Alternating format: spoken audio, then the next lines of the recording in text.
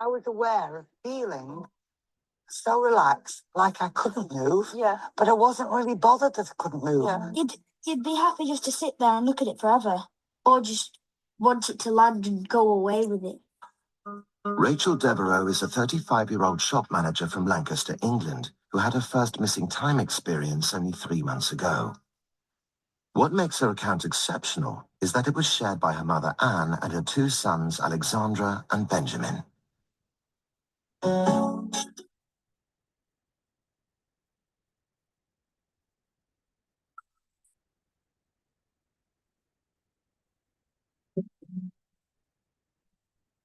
We've been to the Little Chef, and we just had our tea there, an evening meal. We left there about 5:30. I remember looking at the clock, so I was thinking it was about 20 past 5:30, because I thought I've got my ironing to do, I need to get home. Benjamin was in the furthest corner of the car, and my nana was in just behind me. The boys were chatting, and we remember commenting on the chimneys. The silhouette of the chimneys really stood out against the sky. You know, when I think about it, that's the last thing I can remember.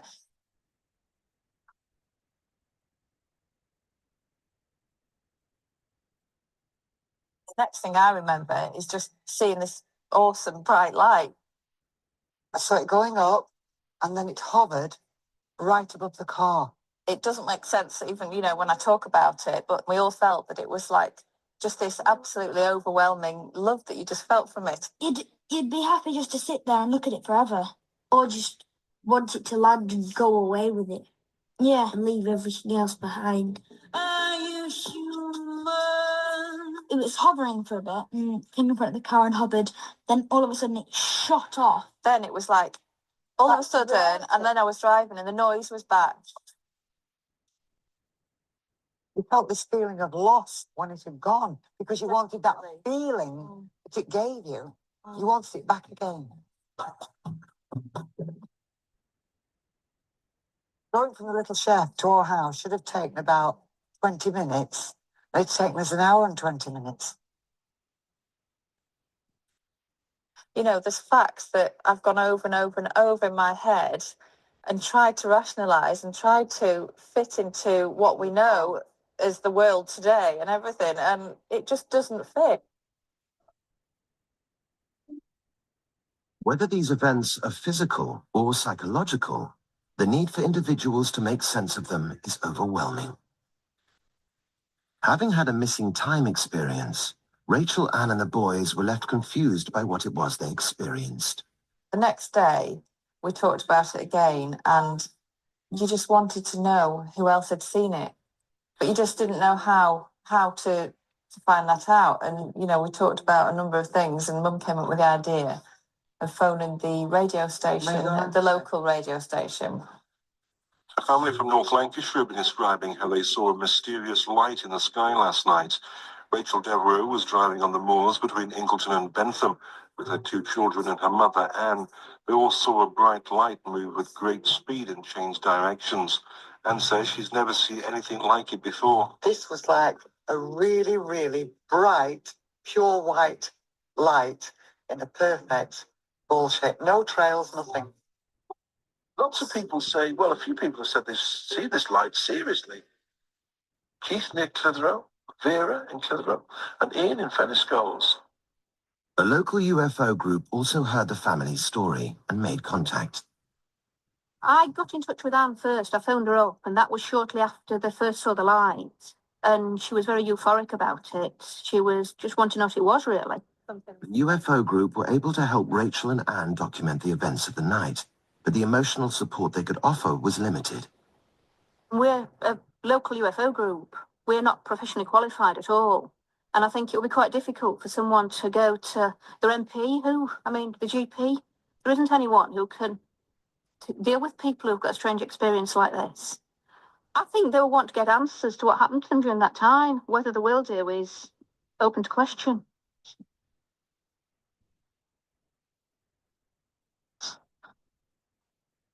You've got all these different factors in your life that are just a complete mystery. It's helplessness. And it makes you cry because you don't know how to stop it. You don't know what it was. I mean, it's making me cry. I don't know what.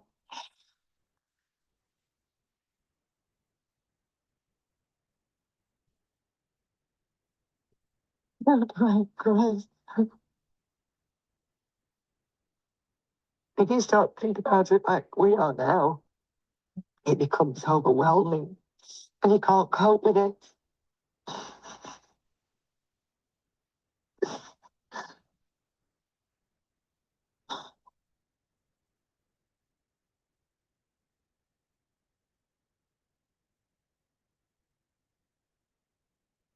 I mean, they can mock you, the skeptics can say, oh, you've all got false memories and you all imagined it.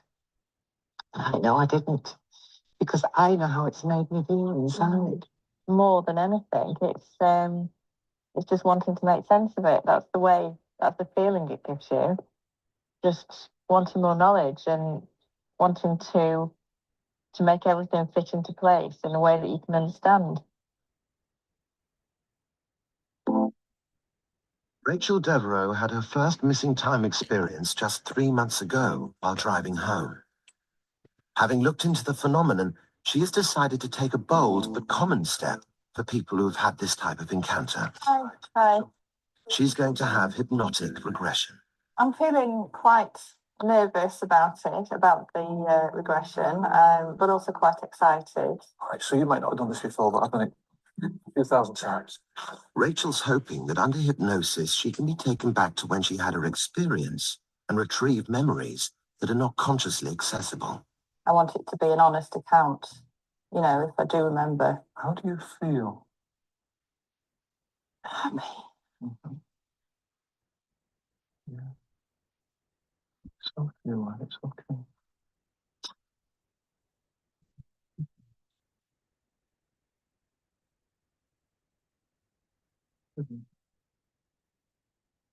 There's no walls, it's just black everywhere. It's like standing in the middle of space. There's big bright light here, right in front of me.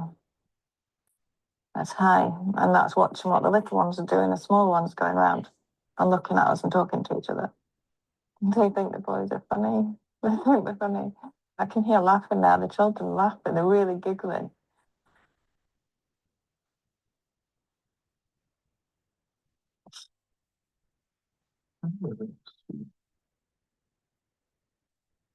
I was scared for the children.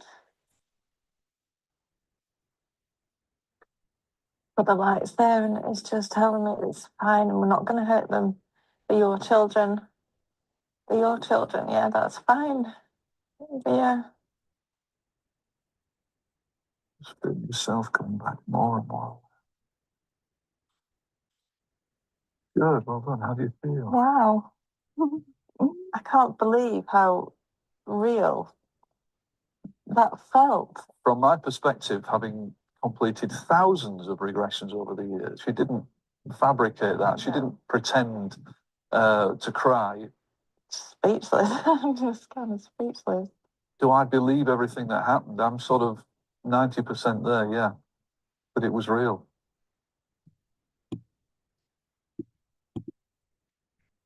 All right, Shalom, Shalom. Yahba Shemal Shabrakatah. Slakia. All right. Let's start by giving all praise, honor, and glory to Yahweh Shemashak Yahushai. Yahweh being named the Heavenly Father. Yahweh Shai being named His only begotten Son, who the world ignorantly calls Jesus Christ. Welcome to another edition of the Wednesday Wake Up Call. This is going to be a unique addition to the Wednesday Wake Up Call. Normally we go over current events tied to biblical prophecy, but we're going to focus in on this one topic, the God or the government. We're going to figure out which one is which, who is who, what is what, and hopefully by the end, maybe not the end, but we'll be on the mission to separate who is who and what is what, and it'll make more sense as the lesson goes on. Let's start by saying, of course, With a lesson like this, it is going to be strange to some, it is going to be weird to some, and that's just the way it's going to have to be. You know what I mean? If it's something that you can receive, then all praises to the Most High. If not, um, you know, the future, the future will be very revealing. Okay, and we'll just leave it at that. All right. First, let's start with John chapter 7 and verse 30. People say it's easy to decipher who is who and what is what. It's not necessarily the case all the time, but we're going to see, what the government is doing, what the Most High is doing, and maybe be able to decipher between the two. Of course, we're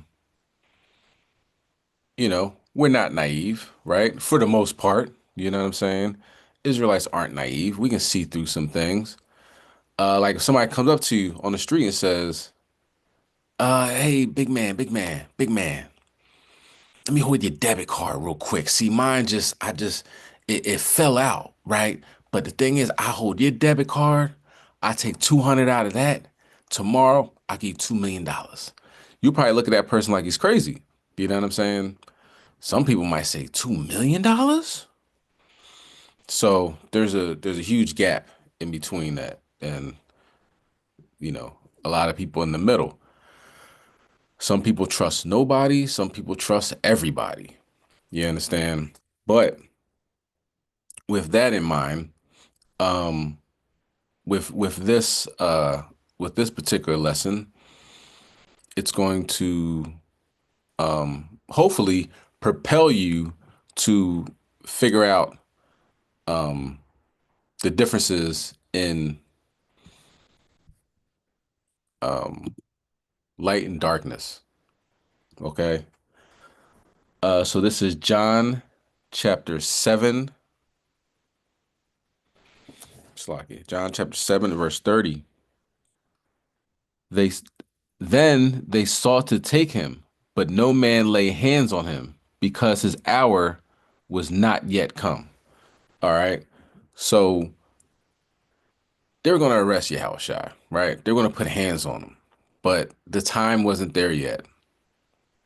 What's happening right now, Slakia, with 10 tribes is the U.S. government is putting hands, feet, and handcuffs and everything else on them. First they sent them to Guantanamo Bay, said they were the worst of the worst, the murderers, the thieves, the people that scrape and do everything negative, the serial armed robbers, bank robbers, kidnappers, everything you think of.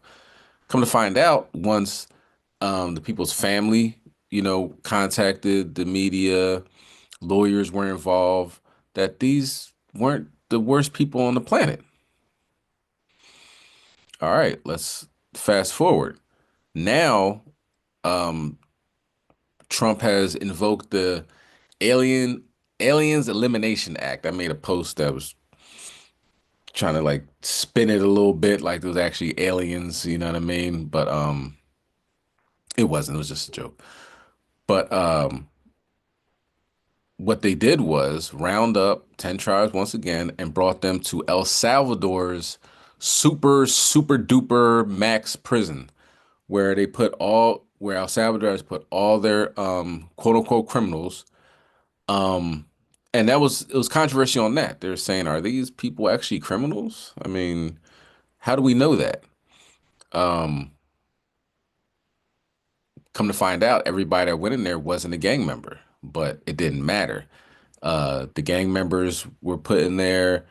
Regular people were scooped up with that, probably political dissonance, who knows?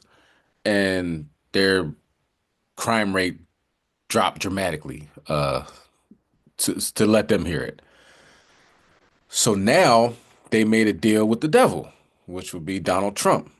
And now they brought 10 tribes down to El Salvador and threw them in jail. Of course, it's all over the news saying these people are the worst of the worst. You see some of them with their gang tattoos and they're handcuffed, and the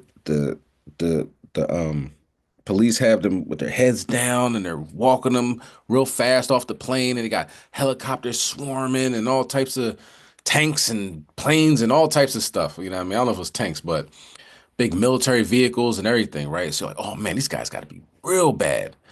Come to find out, a lot of them weren't criminals.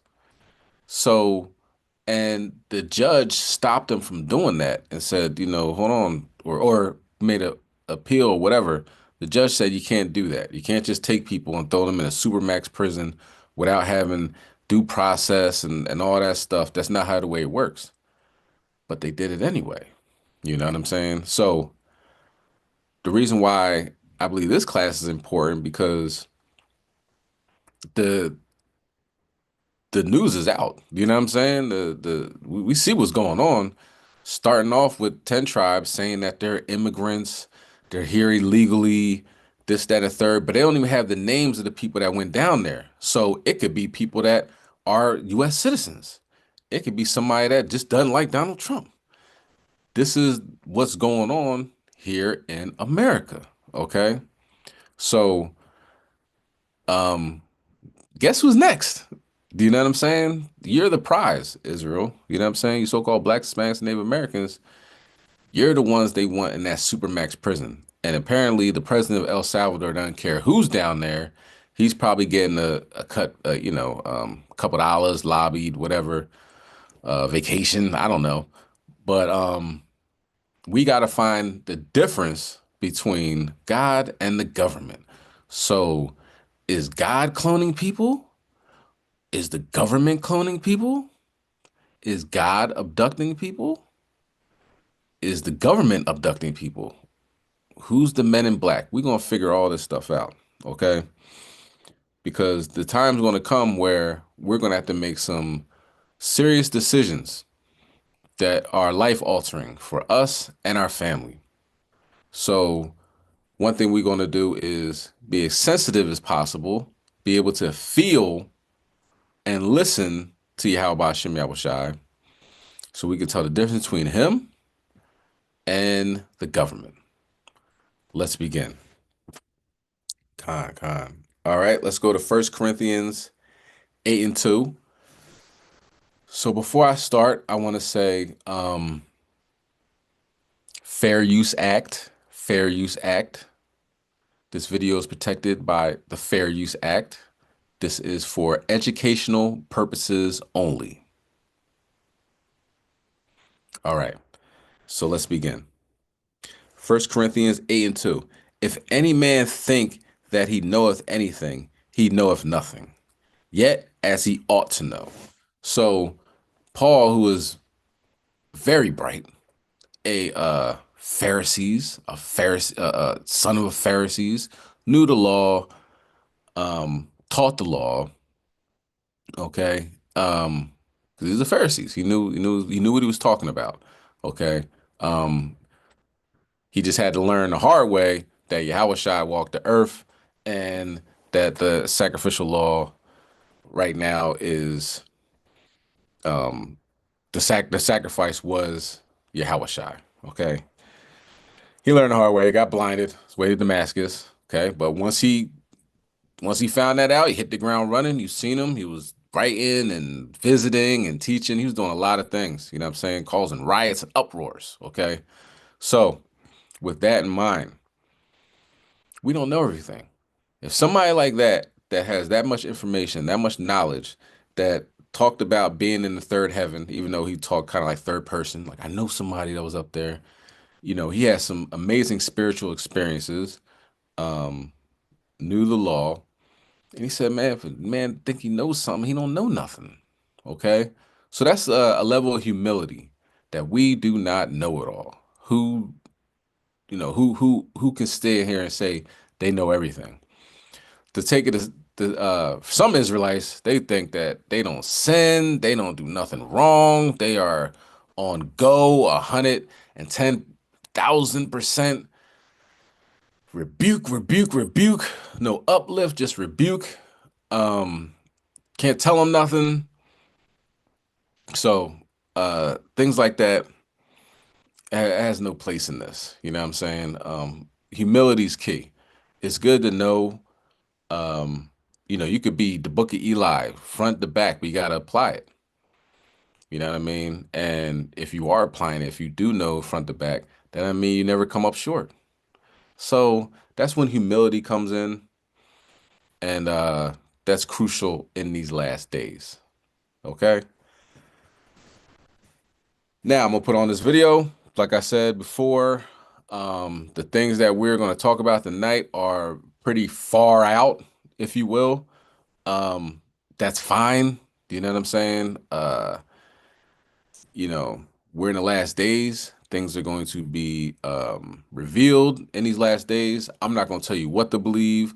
I'm not gonna tell you what not to believe, but we're gonna talk about it. Okay.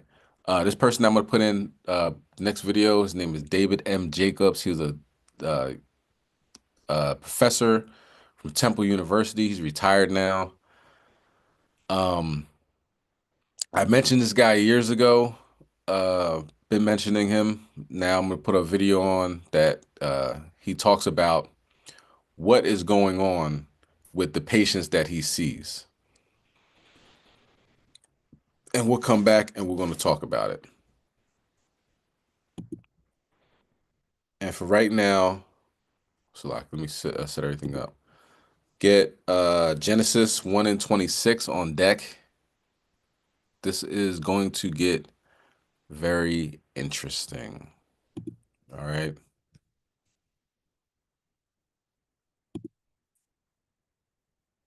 Give me 1 second. Now, of course, this is Esau. And y'all know you're saying, why would I even listen to this ratchet devil? You know what I'm saying? But Esau has some things that we can learn from, okay? Like I said, maybe true, maybe not. But what we have to do is separate, is this God or is this the government? But I'll tell you one thing, it's somebody, all right? And we got to figure out who is who and what is what.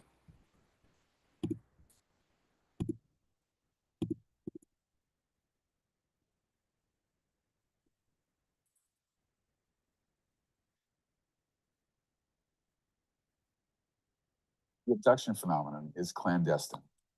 And the way it is clandestine is that the way the secrecy prevails is that first and foremost, the abductees are not allowed to remember what happened to them, obviously. And so when they do remember, it's not a full memory. It's in bits and pieces of memories. It's got dream material in it. It has material of maybe perhaps some popular culture in it, and it's severely truncated usually. And sometimes people say things that literally never happened, using hypnosis to find out what did happen. And in fact, nothing happened that they said. They were abducted. But all abductions, all of them that I have looked at, are physical. People are physically missing from their normal environments. They might be missing for 2 or 3 hours, where people search for them and call them, and they're not there, and there's an emergency call that they missed, and this and that, and parents have searched for their children, and children have searched for their parents. This is common. Therefore, they are taken when they are missed the least. That means that they're not taken out of work, because that would be damaging in a sense. They're not taken when they're in the middle of a party, although sometimes that happens. Wander into the backyard and don't come back for a couple hours. They're oftentimes taken at night when they're alone. They don't have to be asleep. It's not sleep paralysis, has nothing to do with it, anything that has to do with sleep. But that's when they'll be missed the least. And so the clandestine nature of it prevents people from knowing. I'm going to throw out an erroneous number. I'm going to say maybe 90% of people who are abductees do not know that they are abductees. How does that work? Well, they have had unusual experiences. They might have unusual displacements in time and place.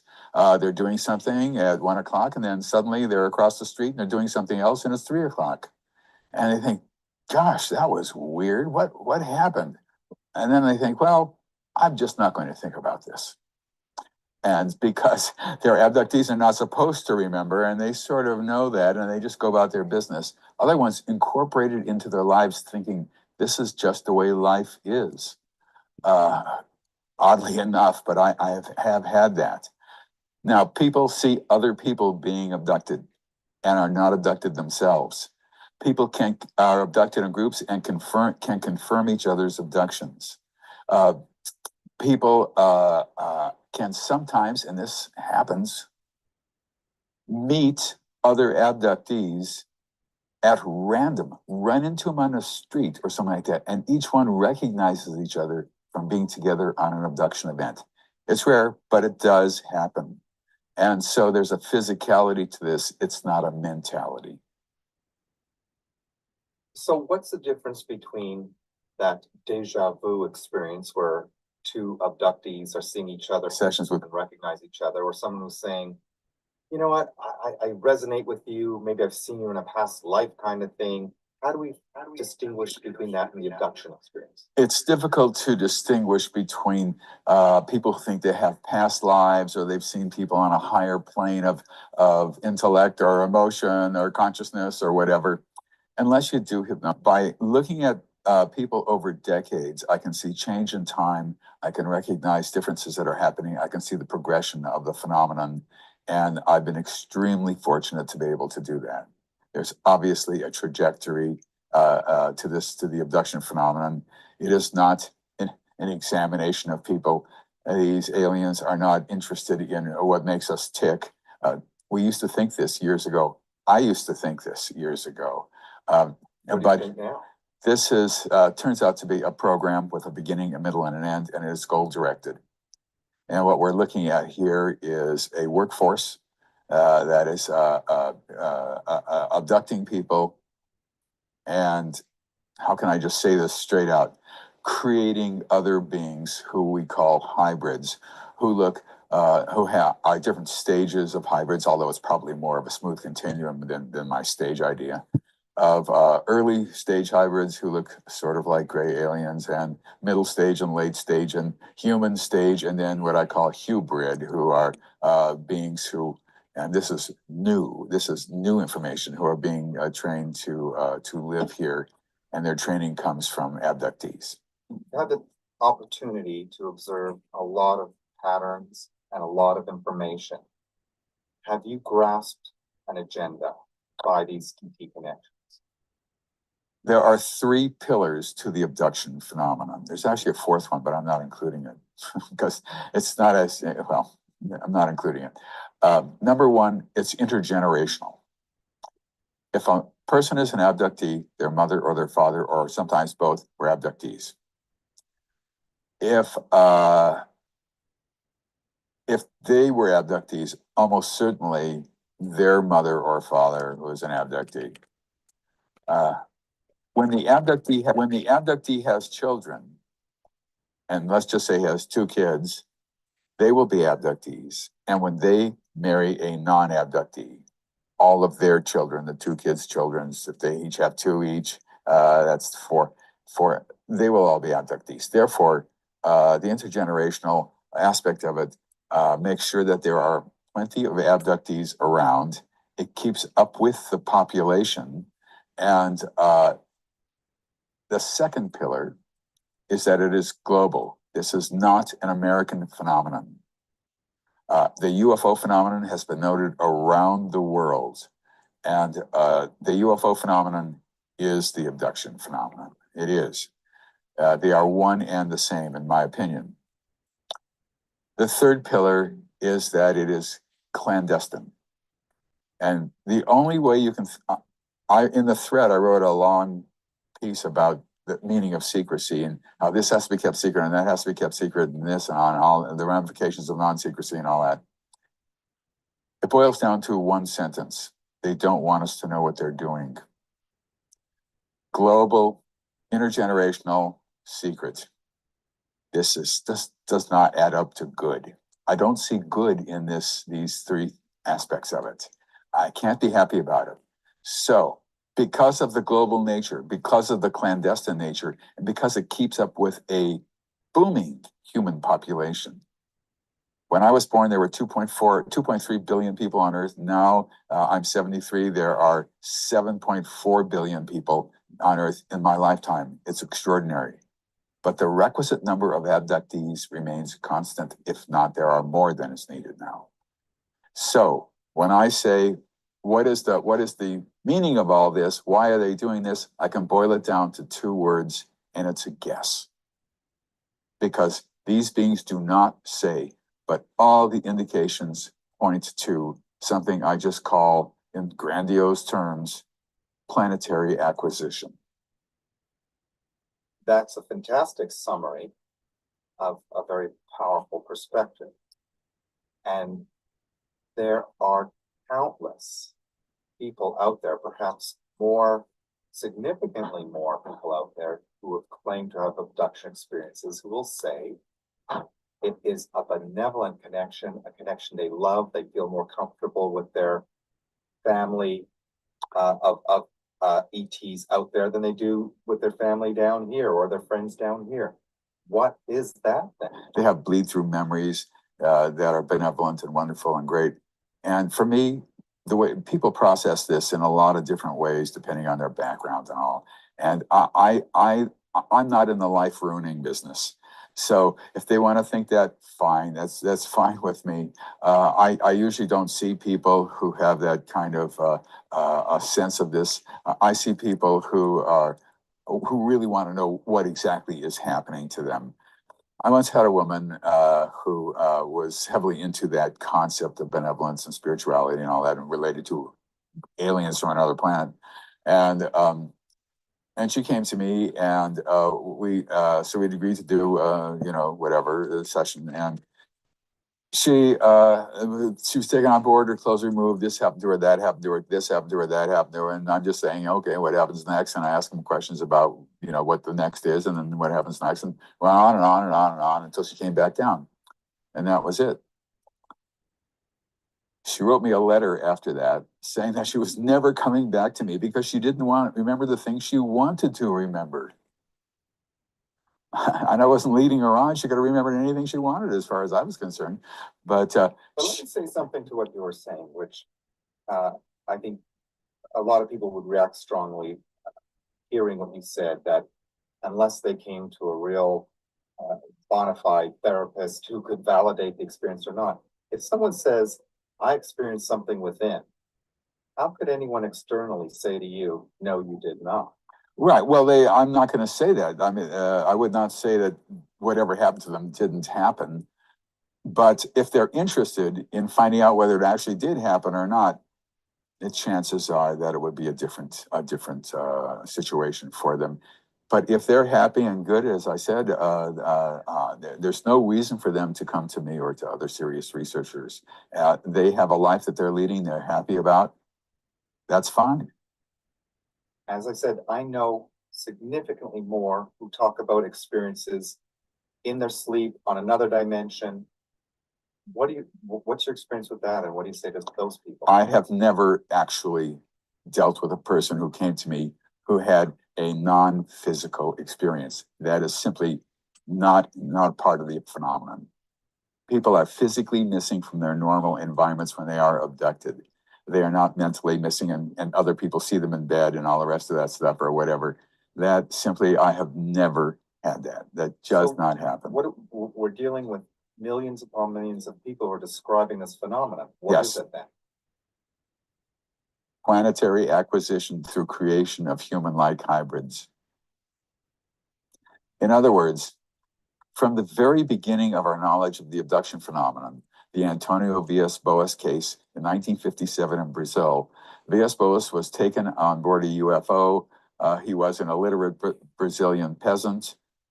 We learned later he wasn't an illiterate person. We all assumed that, but he was a law student who became an attorney. He claimed he was taken on board a UFO, and this happened to him, that happened to him, this happened to him, and that happened. Then he was placed into a room with this beautiful looking, sort of human female, and he was required to have sexual intercourse for her, with her.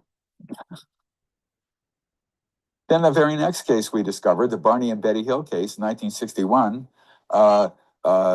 they took him, this is in Portsmouth, New Hampshire, they took him into a UFO, they did this to him and that to him, they took a sperm sample from Barney, and they injected a needle into Betty's navel, and she thought it might be a pregnancy test or whatever it is. Those two cases, which we did not recognize correctly, both had reproductive elements to them. What do you mean we did not recognize them correctly? Well, we knew that Barney had had a sperm sample, but we just thought it was an examination, just to see what things are like. If that, we couldn't think about these cases. There wasn't enough knowledge to even think about these. So it doesn't mean anything. You can't think correctly about them. How should we be thinking? Well, what are you referring to now then? Well, virtually every abductee has had, if it's a male, has had sperm taken from them, and every woman has had eggs taken from them, ova. This is a reproductively oriented phenomenon, and it has been since the beginning. What they do is they take the sperm and eggs, they put them into a container, let's call it a petri dish, and I don't know the backstory here, and they alter the sperm and egg, a sperm and egg fertilized, they alter it, and now I'm going to say something that's probably not true, but makes some sort of sense. With alien DNA, I do not know whether they put alien DNA in it, and I do not know whether aliens have DNA. So, but well, for the purposes of argument, we'll say that. They then take the zygote and implant it in the woman. At 10 or between 10 and 12 weeks, before she really begins to show at all, they remove it, and they place the fetus into a nutrients tank, of which there might be 100 nutrient tanks lined up in a room, or 50, or sometimes even more than 100. And from that, when they take the baby out, the baby looks either very human, but somewhat hybridy. I'm sorry, but somewhat alien-y, or half and half, or more human than alien, or much more human than alien, or even human and not alien. And I have different stages that I've thought about, but it's probably more of a smooth continuum. And the question is, why are they doing that? Because from the very first cases we ever discovered, there was that reproductive aspect to it, and it has remained rigidly constant throughout the decades. Absolutely.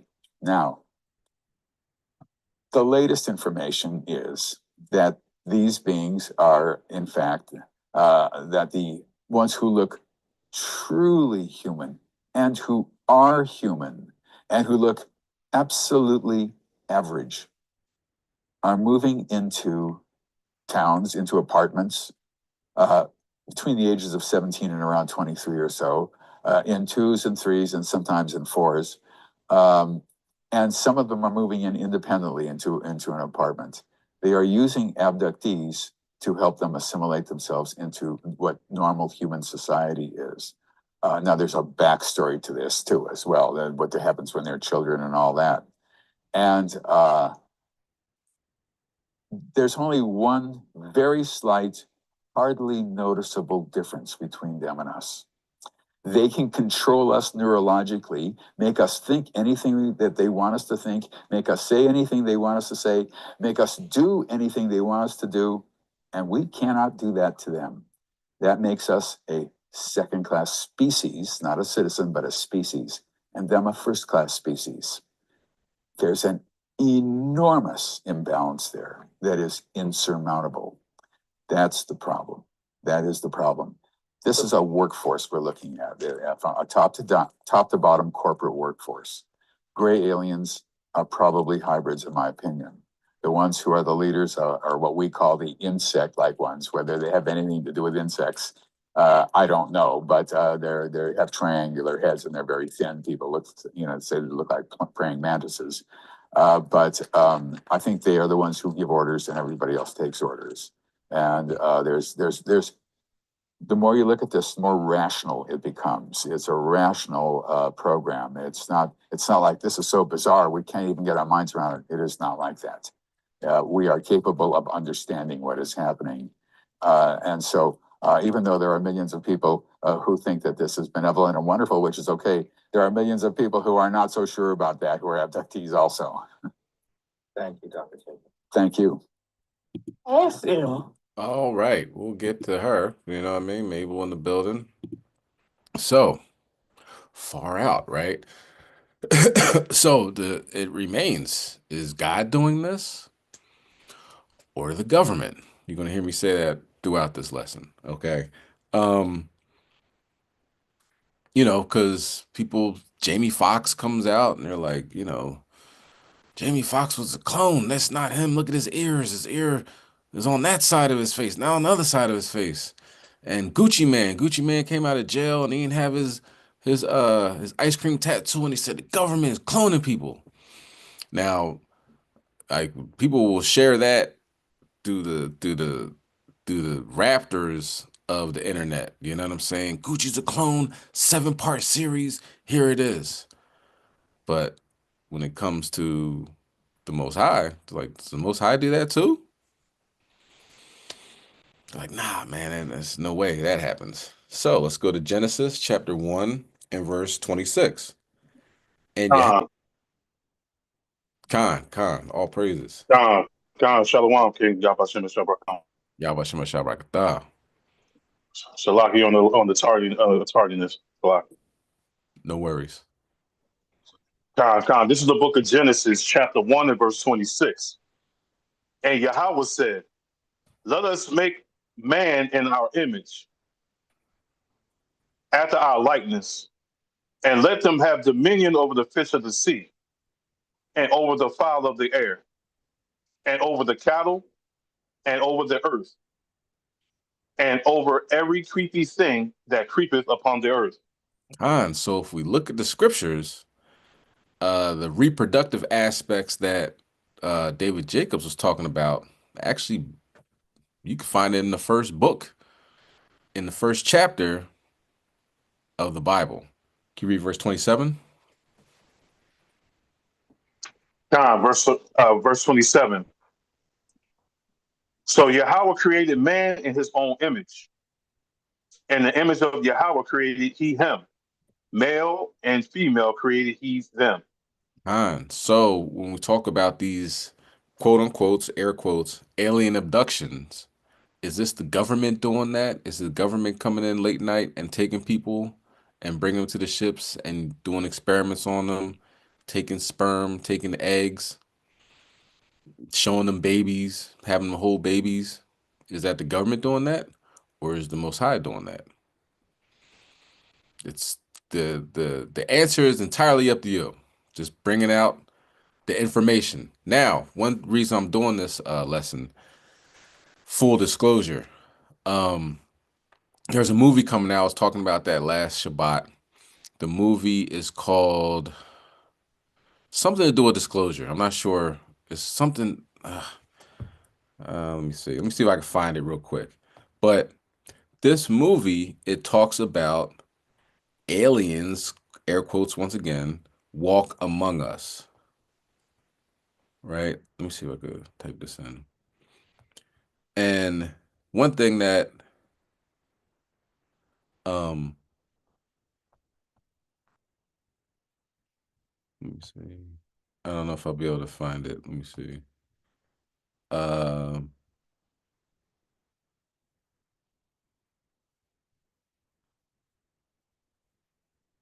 Slack, yeah, Israel, bear with me.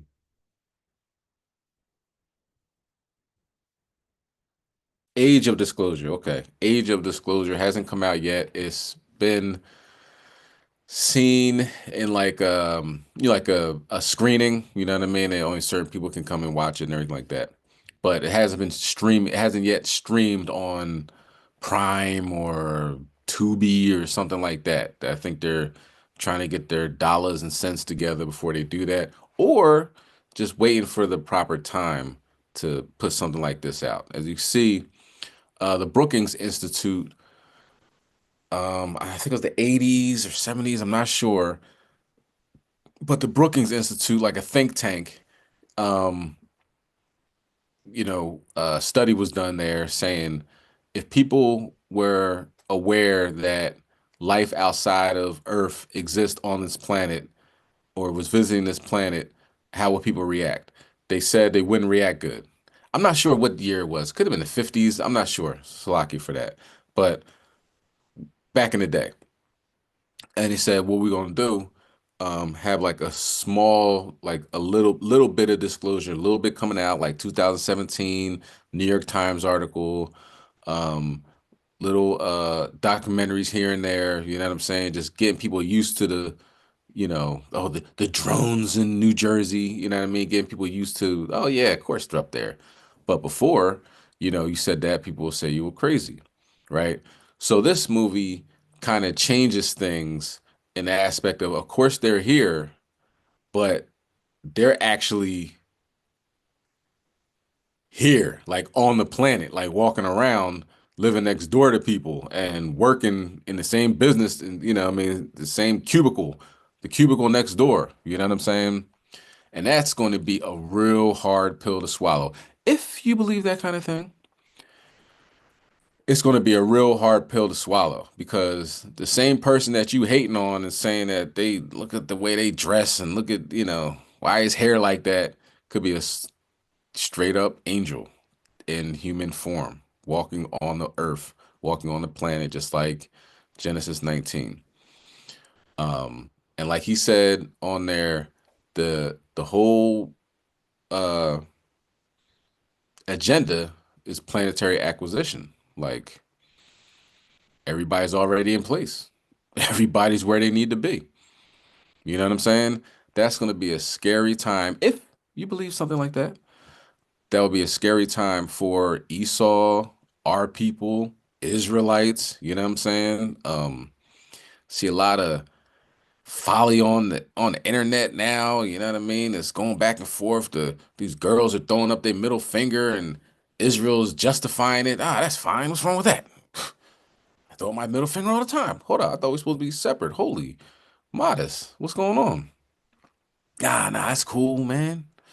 That's how we act, man. You know what I'm saying? Middle fingers, you know what I'm saying? Throwing guns in the air. Ain't nothing wrong with a little crack selling and stripper pole. Like, how far are we gonna go with this? You know what I'm saying? So Israel justifying wickedness is going to be in a bad position that they're pushing themselves in these last days. You know what I mean? We got to understand when he talks about every hair on our head is counted. Can you imagine the close proximity Yahweh Shem Yahushua has towards us? Or it's the government? I'll let you figure that one out. Let's go to the next one. Oh, and also, it kind of added on to that was the documentary we were talking about. And Elder Terah told a story on the Shabbat of how one of his elders, they're at the camp, the elder leaves, goes to the restroom, and as he's at the restroom, another person that looks exactly like him comes in, salutes the brothers, and then leaves. And then he comes back, the original brother comes back, and everybody's like, what are you doing? You just came back. He's like, no, I didn't. What are you talking about? Nobody was able to figure that one out. You understand? So that just kind of added on to this. And I said, let's talk about it. Because I kind of give little, bits and pieces, if you will, about this situation, right? Agenda, if you will. But never really kept going with it. But we're in the last days. Esau is about to tell everybody.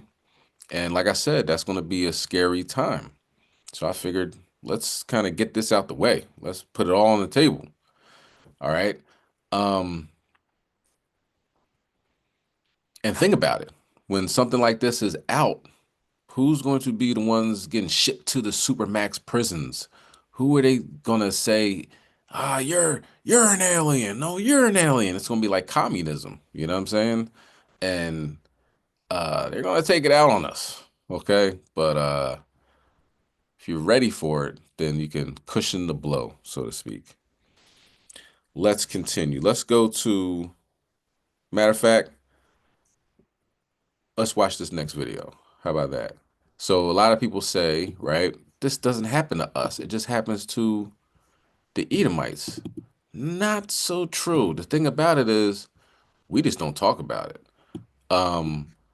If you actually go back in time to things that happened to you that were strange, unusual, you woke up and you seen your aunt, but she died 10 years ago. She's in your room and she gave you a message, or you had a dream, you were in an open field and this happened, or you were in a dream and you're in a convention hall, or you were in a dream, you had a dream, you were in a big open space, like a parking lot, or a parking garage or something like that, and something happened. So I always say, man, write down your dreams. It'll make sense later on, right? Not all of them, not all, it says don't lean on the dreams, but write them down. A lot of your dreams, your law-abiding Israelites have messages, right? Even though if it doesn't make sense right then and there. But you might see like a deer in your room or an owl in your window, and those are called screen memories. They're not what you think they are. You might have been having experiences your entire life and just never knew it until now. But let's hear what Mabel White has to say, and we'll come back. Ask them why were they gathering eggs and this, and they told me they were making a hybrid race. And for what? They didn't want. I wanted to know for what, but they never gave an inkling of what it was for, of what this hybrid race would be doing, where it would be, or what. My grandfather died in 1940. So this was in the 1930s when these things were happening with them.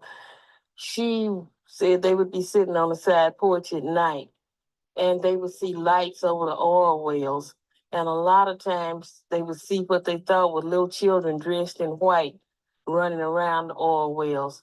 And on several times they saw it in the daytime. They would see these little children dressed in white. And once or twice they got up to go see if they could catch the little children and find out who they were. And they would start out, but by the time they would get there, the children would be gone. The main concept was creating a hybrid breed. At least that's what they told me, that they were trying to create a race of people that could live in our atmosphere and in their atmosphere.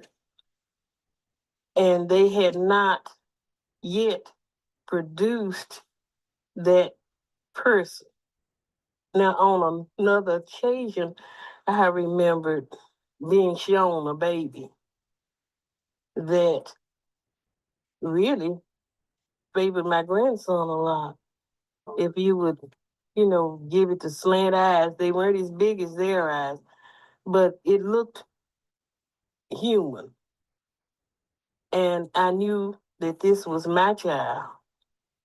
And I wanted to take that child with me, but they said that it would not be able to live in this atmosphere. Well, I know that it was physical, because if I did not get out of that car, where did I get all that dirt that was up to here on me? If I just stepped out of the car and looked up, because we were on pavement. So it's no way that I could have got that much dirt on me just standing outside a car on the street looking. And that's the first thing that let me know that it was real. And beside this knot, which might be, you could say that it could be anything. The bruises are real. Nobody is beating me up in my sleep. because if anybody hit me that hard, I would wake up. And the places where I have the bruises, I couldn't give them to myself. And like I said, if I bumped into something that hard, I would certainly remember it. So it's real to me. It's not really a frightening experience. It's just, it happens and it doesn't leave you frightened. I think the thing that frightened me the most was that I was not consciously aware of what had happened. And I did not know what to put these ships with. I didn't have anything concrete to say, well, they're coming to do this or that. I just had the frightening feeling.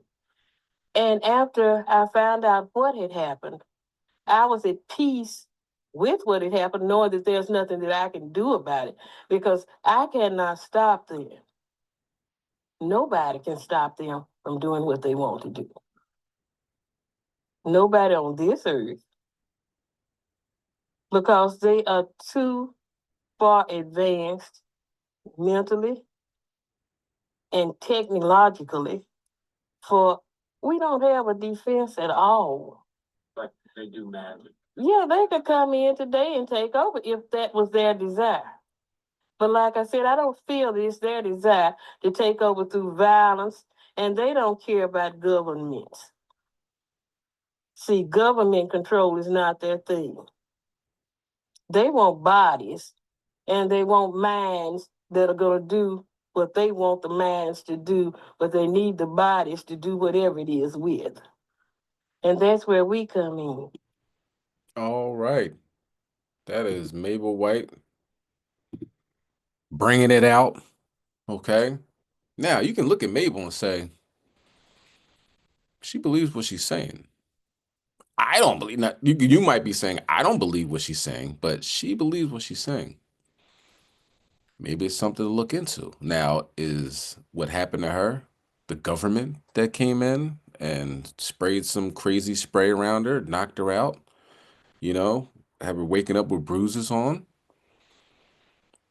Or is this something else? God or the government? Let's continue, One thing she did say is, it don't matter, man. They're going to do what they're going to do, You could be scared all you want. Fear ain't going, you know what I mean? They ain't going to help. It's not going to stop the situation, So the interesting part about the government is they've been denying that UFOs exist. Now, since 2017, and that New York Times article, they're saying, well, we don't know what's going on. You know what I mean? But from the Project Blue Book time, where they were saying that people are crazy, they'll 302 you if you said anything about you saw a UFO, like, oh, you're crazy, do. They had actual documentation saying that we have to have this information and to discredit people that have seen so-called UFOs. And now they kind of switched up a little bit, kind of the age of disclosure of what's going on. But of course, the truth is stranger than fiction. Let's continue. Let's go to Isaiah 9:5. Told you it's gonna get a little weird tonight. All right. But all I ask, I don't want you to blindly believe anything. I definitely would like for you to do your own research, talk to your God, right? My Jesus, right? Not your, same God, Yahweh Bashem Yahushai. And ask him to reveal these things to you. If you're, leery or think that, these things aren't the case, because you got to find out something. It's either God or the government. Something's happening. Psychologists and psychiatrists, they should have to study these people, because they'll say,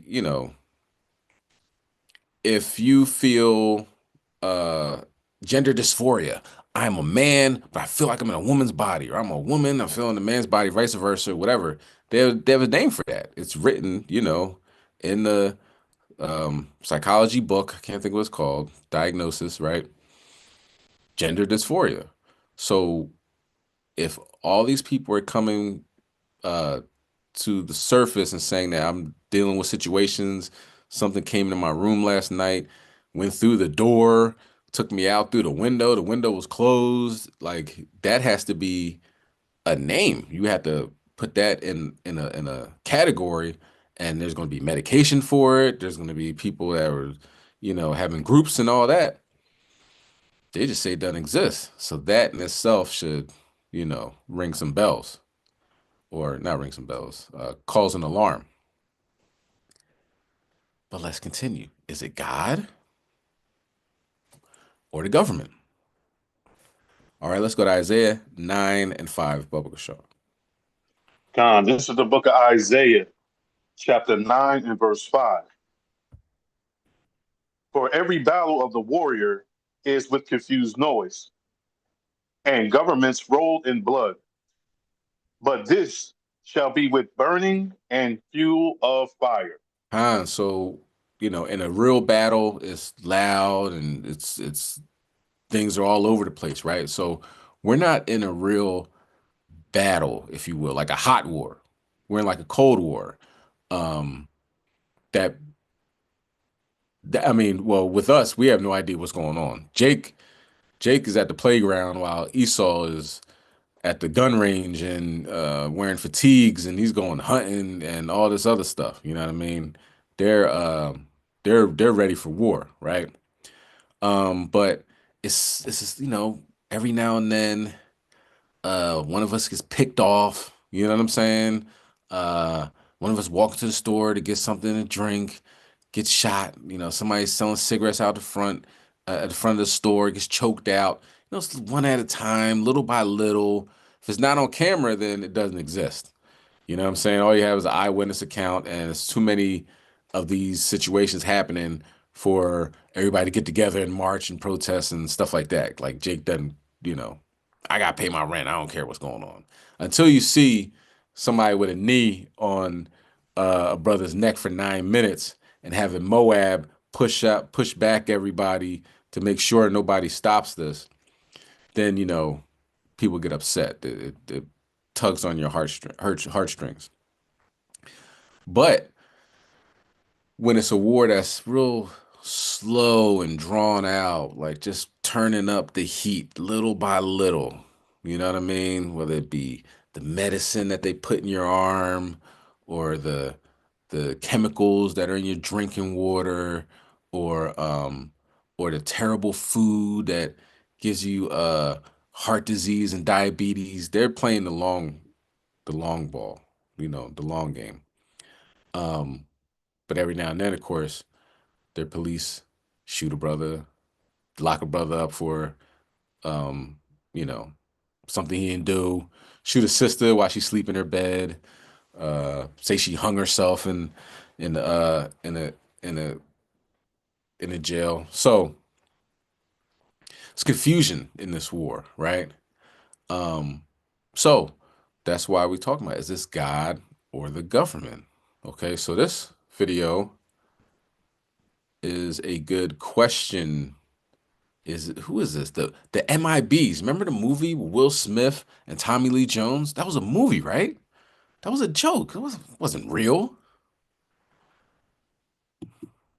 Well, or was it? And let's ask ourselves, is this God or the government?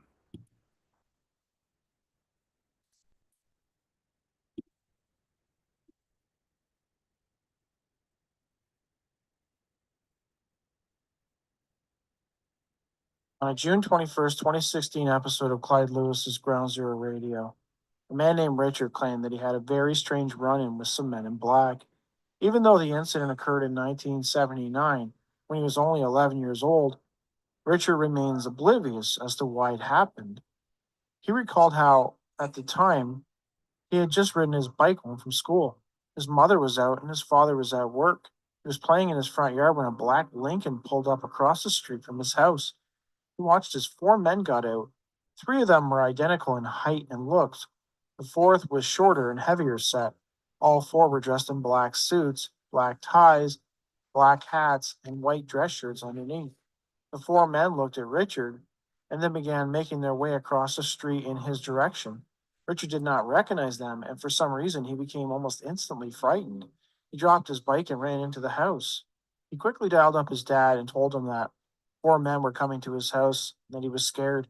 His dad insisted that he lock the door and go downstairs. He also instructed Richard to get his gun and hide behind the TV in the basement, and that he would leave work and be there soon. His workplace was only about 11 minutes away, so Richard knew that it wouldn't be long. I ran down the stairs and I had a 30-30, and I knew where the ammunition was. I got down, and from downstairs I could look at the back door. I remember looking, and I could see their figures, but not their faces clearly, and then it was very bright. The next thing I remember was hearing my dad come through the door, yelling my name, and I was downstairs behind the TV. The rifle had been unloaded. There were no bullets in the rifle. It was to the side of me, and I have no memory of what transpired in the 11 minutes between when I made the phone call and when my father came through the door. Richard claims that the encounter still haunts him to this day. I have a dream about them every year or two, and I remember every single detail of their coming, of their getting out of the car, crossing the street. They didn't even look. They didn't even look when they crossed the street. They just walked straight across. As hard as I try, I can't remember anything beyond that. I remember their figures in the door, 2 of them, the small one and a taller one, and then a bright light. Next thing I remember, I was laying on my back and the gun was propped up like I had set it up, and there were no bullets in that gun. I found it interesting that Richard claims he saw a flash of light and then was unable to remember anything else about the visit. Paranormal researcher John Keel sometimes spoke of people who encountered MIBs who too observed a flash of light, which rendered them unable to remember certain aspects of the visit. Of course, this little detail was incorporated into the movie The Men in Black. In 1984, a woman named Linda claims that her home was visited by 4 people, 2 men and 2 women, dressed in black suits and black sunglasses one afternoon. She remembered hearing a knock and looking outside to see the 4 standing at the door. Something about them seemed off. Linda had trouble looking at them, like it was hazy, and she became quite unnerved by this. She could see that they were carrying briefcases, and there appeared to be a black car, like a Crown Vic, kind used by police forces, sitting across the street. She assumed it was the car they drove up in, but she never saw them exit the vehicle. I asked them if I could help them, and they said that they were looking for my sister. I told them she wasn't there at the moment, and I told them if they wanted to leave a message, I would let her know. I wanted to know who they were, and they told me they were from Avon. Linda sensed that whomever these people were, they certainly were not from Avon. Then Linda watched as one of them walked around to the back of the house. She assumed that they were looking for something, but had no idea what that something could be. That's when things got even weirder, as Linda could not recall any details about how they left. They were simply gone. She remembered watching the man go to the back of the house, and that's it. The people and their car were gone.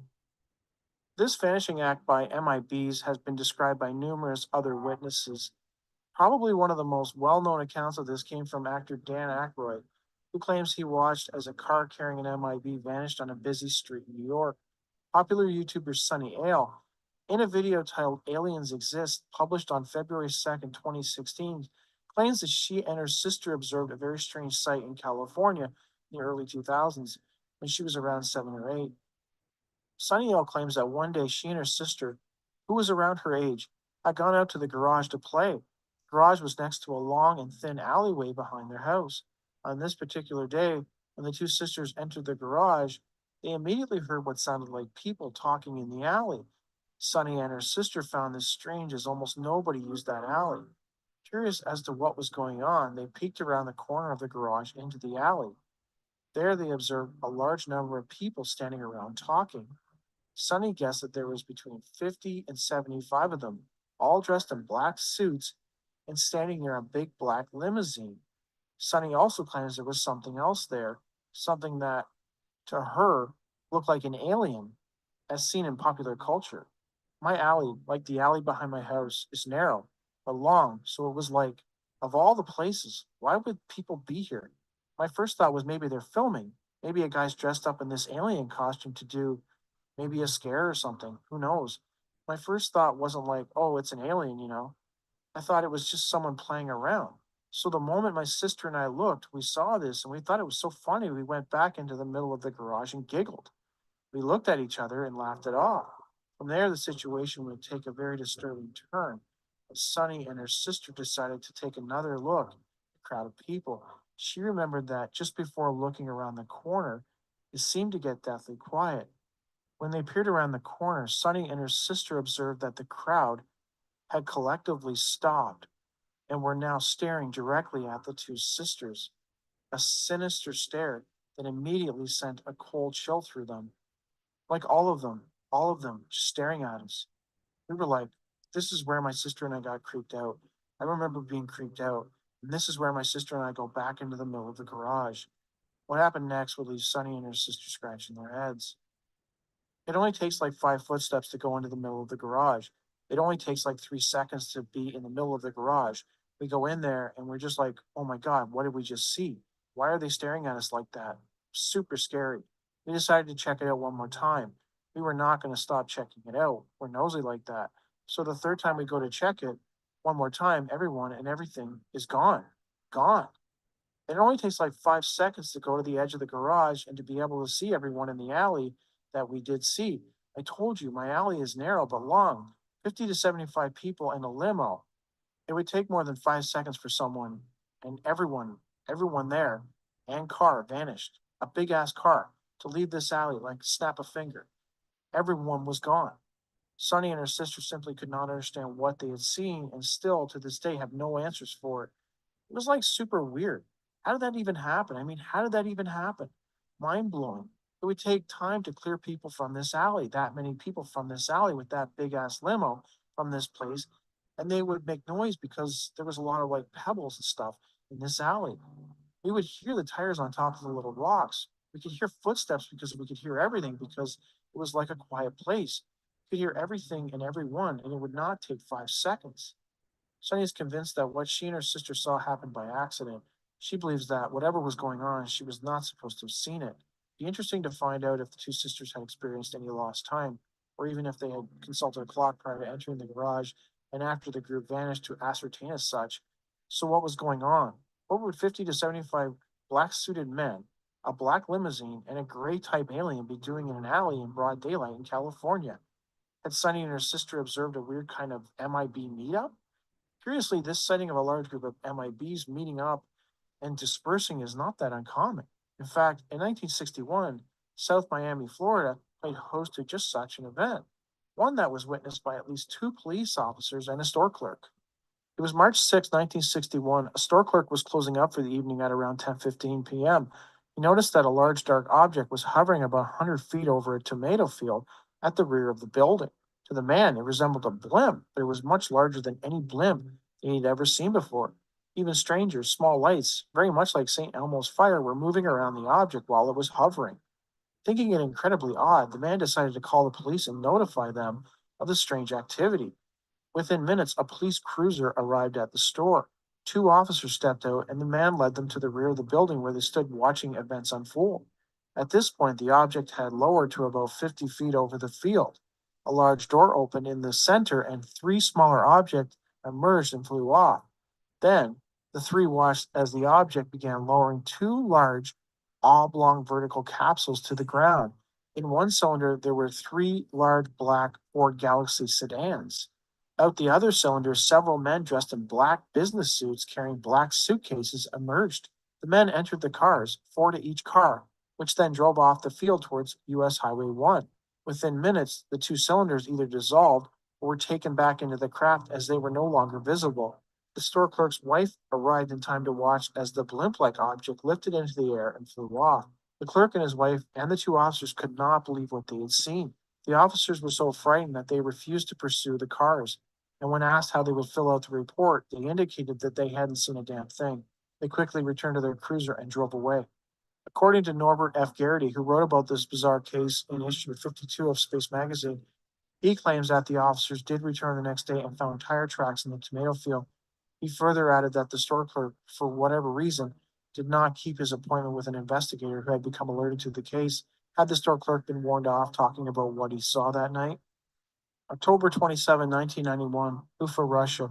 Motorist Andrei S. watched as a strange dark object descended over a nearby field at around 9 p.m. Thinking it strange, Andrei pulled over to the side of the road and flipped off his lights. He then watched as the object descended to a few meters above the ground. He was able to see that it was a disc-shaped craft with an upper convex section. On the bottom of the disc, a hatchway opened and a platform descended to the ground. 3 figures emerged. 2 of them looked odd, not human. They were dressed in silvery flowing outfits and dark, tight-fitting trousers, the same color footwear with bright soles. The third figure was dressed like a normal person, blue jeans and a sleeveless black leather jacket. To Andre, he looked totally human, someone you would pass on the street and not pay any mind. At this point, a hatchway opened on the side of the craft and a luminous spear came out and descended about 10 meters to the ground. Then something flared up, and at the place where the sphere had descended, it was now a normal looking vehicle, a Russian made Zaguli. The human type figure then walked into the vehicle and shouted at the other 2, "I will wait for you in August of 1994. He started the car engine, which sounded very loud, and drove down the highway. The other 2 alien figures then re entered the disc. Then the disc rocketed into the sky and vanished. "I will wait for you in August of 1994.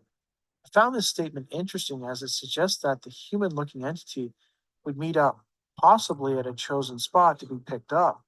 Curiously, in both the Miami case and the Russian case, the drop off appeared to be in a rural area, in a field at night. This leads me to wonder if the departure also occurred in fields and at night. A truck driver named Ryan told Clyde Lewis about something strange he saw while driving transport in Arkansas several years ago. He claims that he was in a rural area at around 2 a.m. when something very peculiar happened. I was a trainer, and about 2 o'clock in the morning, my student, he woke up and he came through the curtain and he sat in the other seat. And I said, "What are you doing up?" And he said, "Just all of a sudden, I just couldn't sleep." And right about then, I look up, and it's a very rural area, and there were no cars parked along the road, no houses, just forest. And somebody standing on the white line on the freeway, you know, on the side of the road. And I clicked out the cruise control and I slowed down and started to move over into the left lane. And there was a guy in a black suit. He was just standing there, stock still, looking out onto the freeway. It was just really strange. And I have tried over the years to rationalize what that was, and I haven't been able to. There was just nothing around out there. Nothing. Ryan claims that he was dressed in a black suit and that he reminded him of Agent Smith in The Matrix. The really strange part was I was kind of freaked out and kind of scared about it, but my student, he was like, "Maybe we should stop and see if he's okay." I said, "I'm not stopping." And he was really insistent that we stop. And I finally said, "When we get about 2 miles down the road, I'll pull over. I'll wait about an hour. If you're not back, I'm leaving." He kind of hushed up then. He had this crazy sense that he needed to go to this person. Both Albert Rosales and Leon Strickler have compiled similar reports of men dressed in black suits being sighted in and around rural roadways, seemingly waiting to be picked up. In June 2016, a number of news outlets began reporting on how people were encountering strange men dressed in black suits in southwest Iowa, generally along Iowa Highway 22 west of Muscatine. Some people believed that it was a prank, others thought it was some kind of weird promotional gimmick. Even today, though, authorities have no idea who these men were and what they were doing. I have to wonder, because I'm weird like that, if June 2016, Iowa, was some kind of mass extraction event. I know it sounds crazy, but as with the case of the strange man in Russia, who said that he would wait for them in August 1994, maybe these strange men in black sightings in Iowa had something to do with a prearranged pickup date. Maybe the MIB sightings in Iowa over the course of that month weren't just random, but part of a much larger operation. I know it's crazy, but as far as I know, the mystery of the Iowa men in black has never been solved.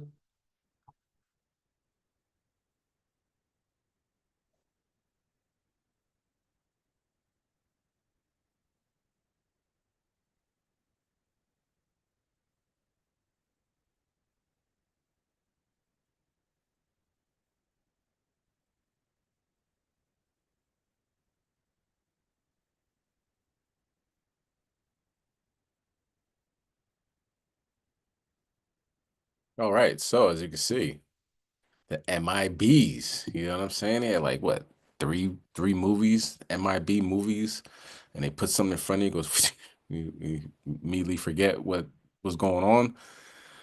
Is that the government or God?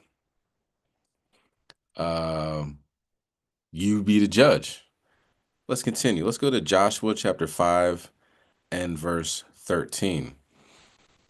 We're going to look at another phenomenon with the government being reverse engineering so-called UFOs. You know, I really, I'm not going to put my opinion in this. This is not what this is about. So we're going to continue on with the scriptures and the video.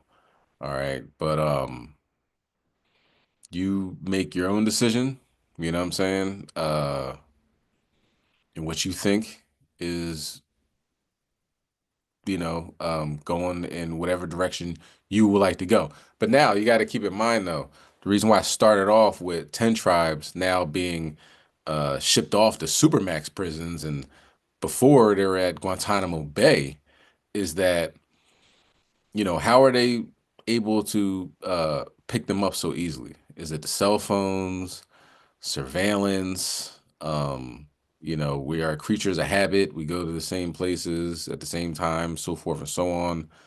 But they were it seems like it was easily knowing exactly where they were and throwing them in jail. I know they had something where, they were offering citizens $700 or I don't know how much it was, but if you turned in legal alien, so to speak, then you get money. You know what I'm saying? So that could have been it. But we see what's going on. You know what I'm saying? So we're gonna have to act accordingly. You know what I'm saying? And who wants to go to a Supermax? You know what I'm saying? With MS-13 and was it 18th Street Gang and all these other gangs, that's the Most High's will, then there it is. But let's be aware of our surroundings and, so forth and so on. Okay. So let's bring that out. Joshua chapter 5, verse 13. This is the book of Joshua, chapter 5 and verse 13. And it came to pass when Joshua was by Jericho that he lifted up his eyes and looked, and behold, there stood a man over against him with his sword drawn in his hand. And Joshua went unto him and said unto him, Art thou for us or for our adversaries? So who, friend or foe, state your bid for the most part. You know what I mean? And this is what this script, this is what this, this lesson is about. You know what I'm saying? Having a ear for Yahweh Shem Yahushai as opposed to the damn devil, which would be,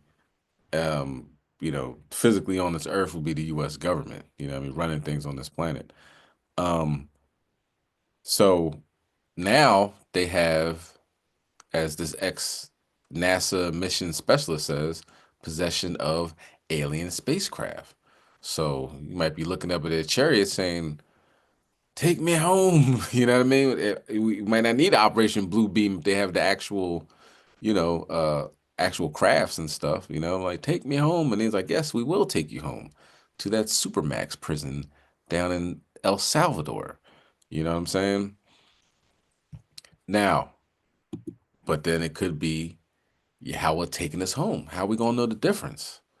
How are we going to get in tune with Yahweh Shem Yahushai to the point where, we're not being fooled? You know what I'm saying? Let's watch this video. And we're going to watch the video after this. We're not going to watch the whole video after this. It's like 27 minutes. It's too long. If you want to watch it, the playlist is on Sirach 20 and 6 YouTube. I started out extremely skeptical about this whole thing. I thought this was just rubbish from the tabloids, but I was surprised to find thousands of U.S. government documents from intelligence agencies that tended to indicate that there was a little bit more to this than met the eye. So I went to seek guidance from the various highest levels of the United States intelligence community, and I was quite alarmed at what I was able to learn. Now, we are, in this report that we're now going to show, we're going to hear a conversation featuring you. Tell me the context of that conversation. Well, I had contacted Admiral Bobby Ray Inman, who was the head of the National Security Agency in the United States, Deputy Director at CIA, Director of Naval Intelligence, and a variety of intelligence posts, a technologist, and clearly someone that, if this was really accurate, that there really were UFOs and non-human intelligence around, this is a man who had to know. Mm-hmm. So I was able to contact him thanks to a contact through Admiral Lord Hill Norton here in the UK. And this conversation, he alarmingly not only indicated that these issues were covered under national secrecy laws, but that the United States government did in fact have possession of the hardware associated with this. In other words, this was an actual physical phenomenon. As a craft, a spaceship. Several of them, and they were in operational condition, which I assume suggested that they had been in contact, that they had been given these craft for some reason or another, because they certainly weren't crashed vehicles. Do you anticipate that any of the recovered vehicles would ever become available for technological research outside of the military circles? Again, I honestly don't know. 10 years ago, the answer would have been no. Whether time has evolved and beginning to become more open on it, there's a possibility. A short time later, Bob Exler received this call. Mr. Exler, this is Tom King, Admiral Inman's office. Yes, you would be breaching confidence and/or violation of the security laws and discussing his involvement in any matter. I heard what you said earlier, but obviously the big problem always is the pictures are never conclusive.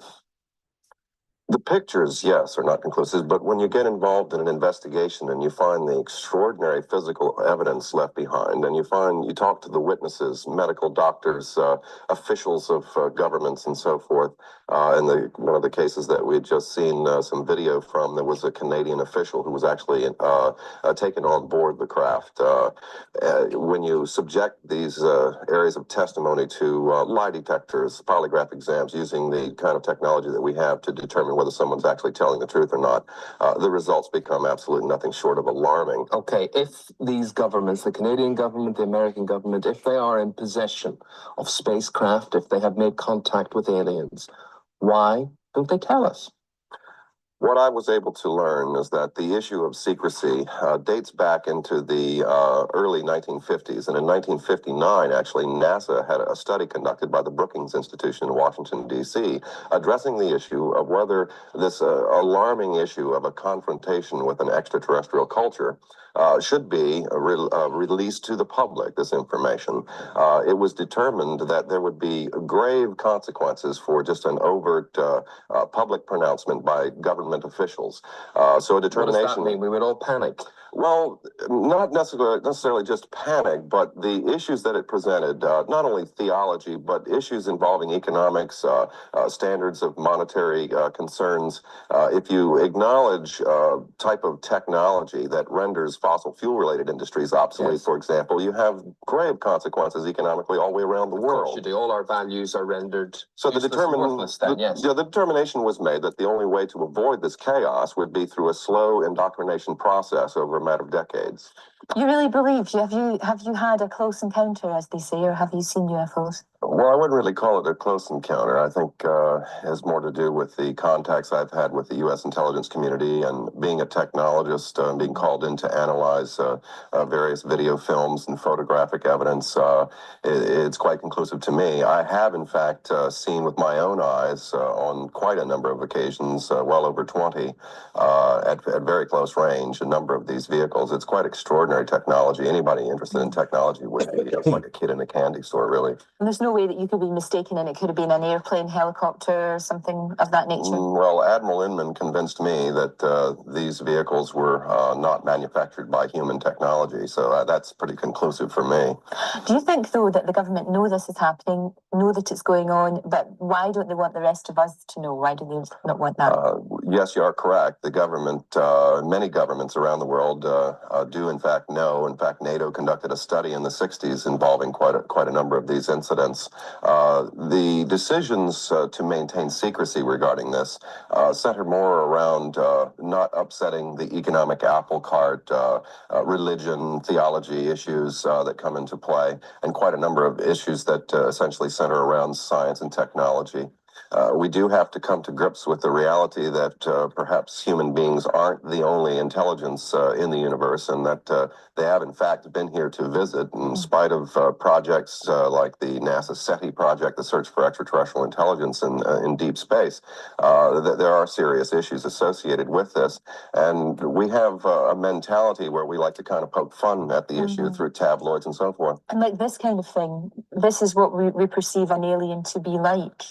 Well, these are actual photographs taken from a case up in Canada that have indeed been authenticated by a Canadian government official who was taken on board the craft and apparently had some form of telepathic communication with the occupants, the pilots of the vehicle, as you might say. They are different than us, but it's interesting to note that they are humanoid and that they have 2 arms and hands and 2 eyes and so forth. They're quite much like us, only in significant ways they're different. Of course, if there's one that comes, there's obviously going to be more. And just like we have different species of humans on this planet, I'm quite certain there's different species of alien life forms. So we could run into malevolence. In fact, President Reagan on several occasions alerted concern about the potential hostilities from outer space and why it would be important for us to work together on this planet with superpowers and so on, uniting.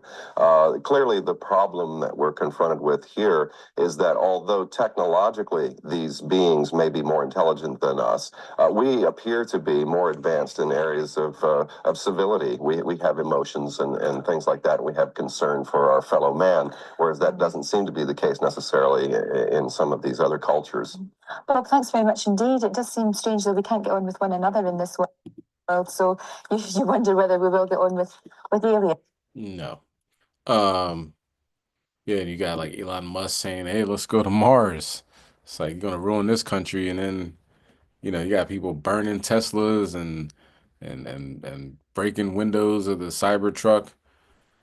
But you want to go to Mars? Yeah, right. Try to get past the firmament, big guy.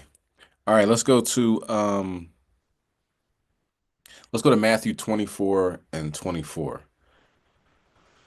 So, the reason why I'm leaving, I want it to be open for interpretation and everything like that because I don't know. You know what I'm saying? I would go with my feeling, you know what I mean? My gut feeling. If something don't feel right, then it's not right.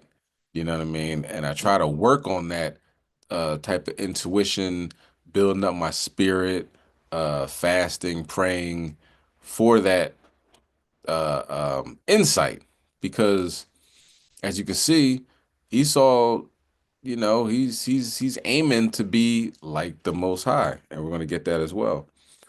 And it could fool you. All right, let's bring that out. Matthew 24 and 24.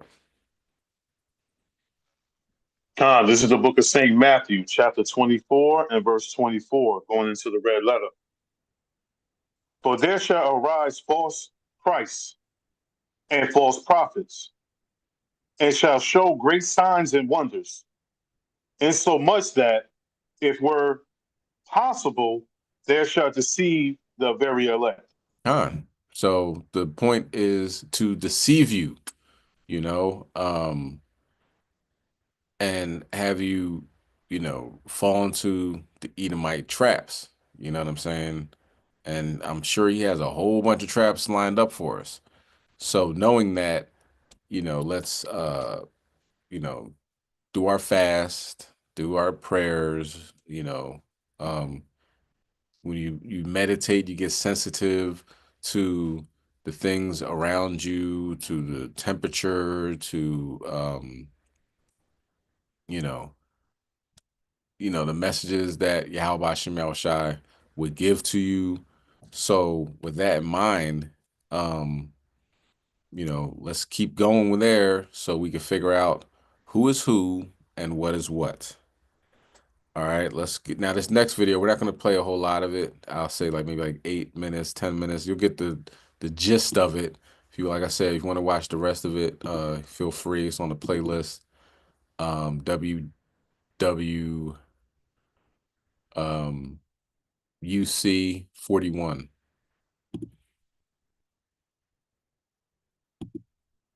Slakia. So I call up Ben. He's at USC Medical Center, and we talked for about 45 minutes about old friends or whatever. And these are the last words he told me. He said, "Jim, we have things out in the desert that's 50 years beyond what you can comprehend." And he knows I can comprehend a hell of a lot. And if you see movies like Star Trek or Star Wars, we've been there, done that, or decided it wasn't worth the effort. And this goes in hand what he said at UCLA a couple of years earlier.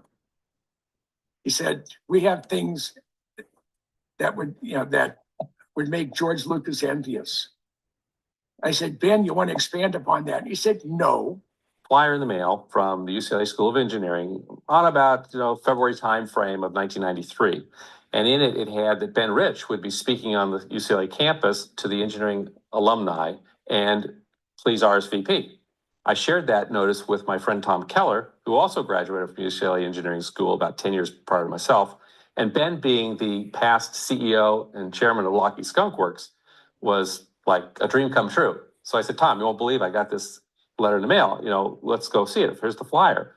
But we showed up. It was in the Alumni Center. And about 200 engineers were there, a polite little buffet, and we sat down for a presentation where Ben took us through his 40 years at Lockheed Skunk Works, starting out with the U-2 spy plane. He did it all in slides through the SR-71, which made him famous, all the way up through the F-117, which had been announced like 10 years prior to this date. I think it had come out in the early 80s. And so there was a 10-year gap of nothing there. And he kind of alluded to the Aurora, but he kind of joked about it, right? But when he finished his talk, there was a slide of a black disc zipping off into outer space. And he ended the talk with these words: "We now have the technology to take ET home." And the entire place busted up laughing. And Tom and I are looking at each other thinking, don't they understand what this man just said? About 25 of us ran up to see Ben, right? As normal speakers, you have people gather around the speaker at the end. And we started asking questions, polite questions at first, but then finally some lady said, "Tell us about this technology that goes to the stars." He said, "Let me ask you something." He says, "Do you think it's possible to travel to the stars?" And the engineer took like 3 steps back, like, "Why are you asking me this question?" And he said, "Well, yeah, just take a long time to get there." Ben Rich said, "No, it won't. There's an error in the equations." And we figured out what it was, and we now know how to do it. But then he abruptly looks at his watch and says, "I've got to go." And he starts walking out of the thing. And I start following him out to his car. And I said, Mr. Rich. And he turns around and looks at me like, "Who are you?" And I said, "Hi, I'm Jan Harzan." I said, I'm alumni. I really appreciate your talk. You did a great job. I said, "You said some very interesting things." I said, "I've always had a fascination with propulsion systems." I said, "Can you tell me anything about how this propulsion system works that goes to the stars?" He said, "Well, let me ask you a question.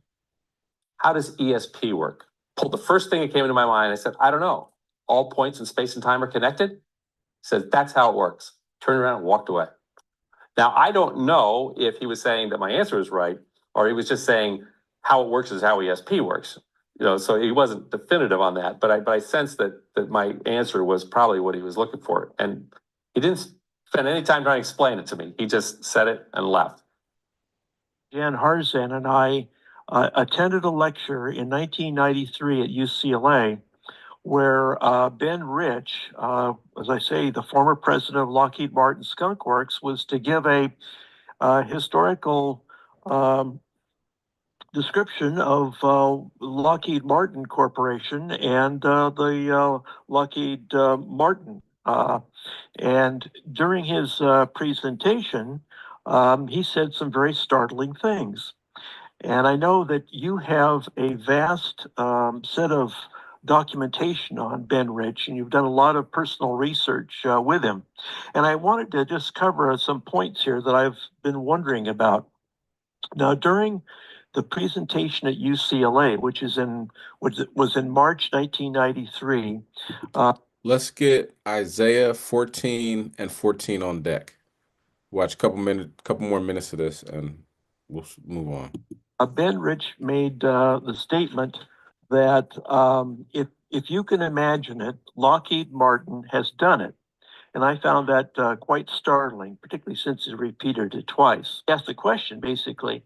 He asked, how are we going to get to the stars? And he answered his own question, and he said, we're not going to get there by using rockets and chemical propellants. We're going to have to come up with a totally new technology. And then shortly after that, he said, Lockheed Martin now has the technology to go to the stars.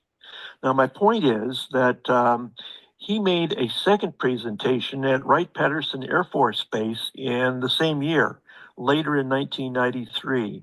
And I don't know anyone who has any knowledge about it except you. Can you tell us what your understanding of what he said at Wright-Patterson Air Force Base? I'm just trying to compare the two.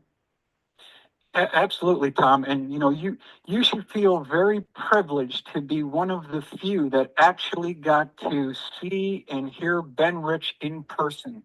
Very few people have ever done that. I felt unusually privileged, but it was more of a stroke of luck than anything else. Wow. Well, let me start off very quickly, if I may, Tom, to just give you the mindset of what Ben Rich was thinking of this at the time. And as you stated, you're correct. He was the director of the Skunk Works between 1975 and 1991. And then within this New York Times book review of his book Skunk Works that he co-authored with Leo Janos, this is a book review done on January 1st, 1995. And I just want to read you two quick quotes here. And this is what Ben wrote in Skunk Works. It says, quote, I would strongly advocate reviews every 2 years of existing so-called black programs, either to declassify them or eliminate them entirely. Secrecy classifications are a burden to all and horrendously expensive and time-consuming. So you can see what Ben Rich is thinking about here. And then he goes on to state, in this review, it says, Mr. Rich further complains that once a program is classified secret, it takes an act of God to declassify it. This is consistent with what we've heard before, right, Tom? Yes, it is. Absolutely. I believe he made that statement at UCLA as well. That sounds correct to me. And then he concludes that we should adopt, quote, sunset laws on security by which classification restrictions would be automatically nullified with the passage of time. And then interesting to note that such provisions were eliminated by the Reagan administration in 1982. So the bottom line and the point we're making here, Tom, is that out of all the top secret classified aircraft researchers in the world that have ever been around, and there's really not too many of them, by definition, the highest authority was Ben Rich himself, because he actually designed, built, and worked on those programs personally. However, according to Ben's own comments, even he couldn't get access to these classified programs. So if he can't get access to it, then we're talking about extra constitutional things that probably the president of the United States does not even have a need to know or have access to. I imagine. Okay, so if you want to continue on with that, it's or you can just type it in. You have to go to the YouTube page. Lockheed Skunk Works director Ben Rich and his remarks on the Black Project Alien Technologies. So Esau has technologies, right? Let's bring that out in Isaiah 14. Bubba Kashaw. Con, this is the book of Isaiah, chapter 14 and verse 14. I will ascend above the heights of the clouds. I will be like the Most High. So this is Esau's, this is what he wants to do. You see Elon Musk, he's, in his SpaceX and getting the astronauts that's been stuck on the International Space Station out. There's a what was it? Oxygen leak on there. I don't know how it's been an oxygen leak. They can't get out of there. It's been dead by now, but I digress. But nevertheless, they have access to black budget. Our tax dollars don't go to, fix potholes and build up new schools. They go to build new jails, extensions on jails, bombs for countries we're never going to visit, and war, pretty much. So, and black budget, so they can make things such as, that look like chariots to fool people and, fake alien invasions and stuff like that. So we gotta ask ourselves, is this God or the government? Let's continue on. Let's go to Psalm chapter 68 and verse, I think that's 33. Let me make sure. So, so this is just a class that just putting out information. You know what I mean? Maybe you heard about it, maybe you haven't, but I think it's important in these last days to be aware of, what is in store. Who is who, what is what. We're gonna have to start making some, some sharp decisions. The Most High, we're gonna read, a little bit later, but the Most High, well, matter of fact, I'm not gonna get this scripture, but the Most High seals our instructions at night. So if you're worried about this, you're like, man, I don't know, I can't tell the difference. I don't know who's who, what's what. The Most High can give you a dream that you might not even remember, but in that dream, it'd be like, do not trust this person that's coming up the steps right now. Do not trust this person that you're gonna walk by. You know what I mean? So we have to trust Yahweh Shem Yahushai. Of course, we gotta be on the up and up. Like Ahab, he can send you a lying spirit. You know what I mean? So if we're not doing what we're supposed to do, that lying spirit could say, trust that person, or don't trust that person, or whatever, and find yourself falling into a deep ditch, so to speak. All right, let's bring that out. Psalm chapter 68 and 33.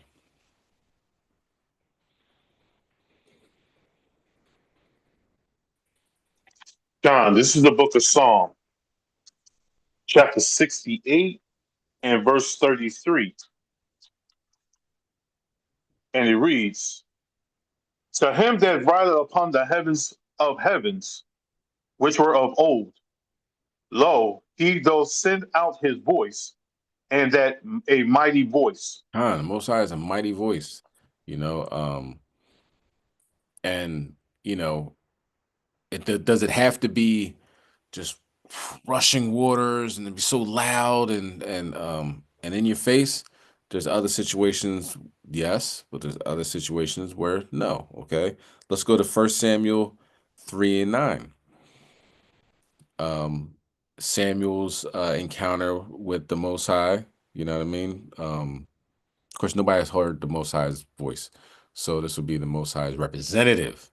Okay, but it didn't seem to be, just reading the scriptures, didn't seem to be very loud, trying to get his attention. Okay, you could bring that out, Bubba Kashar, 1 Samuel 3. John, this is the book of 1 Samuel, chapter 3 and verse 9. Therefore Eli said unto Samuel, go lie down, and it shall be, if he call thee, thou shalt say, speak, Lord, but thy servant heareth. So Samuel went and lay down in his place. Go ahead. And the Lord came and stood and called as at other times, Samuel, Samuel. Then Samuel answered, Speak, for thy servant heareth. So that was Samuel's encounter. So let's go to Elijah. Let's go to 1 Kings chapter 19 and verse 12.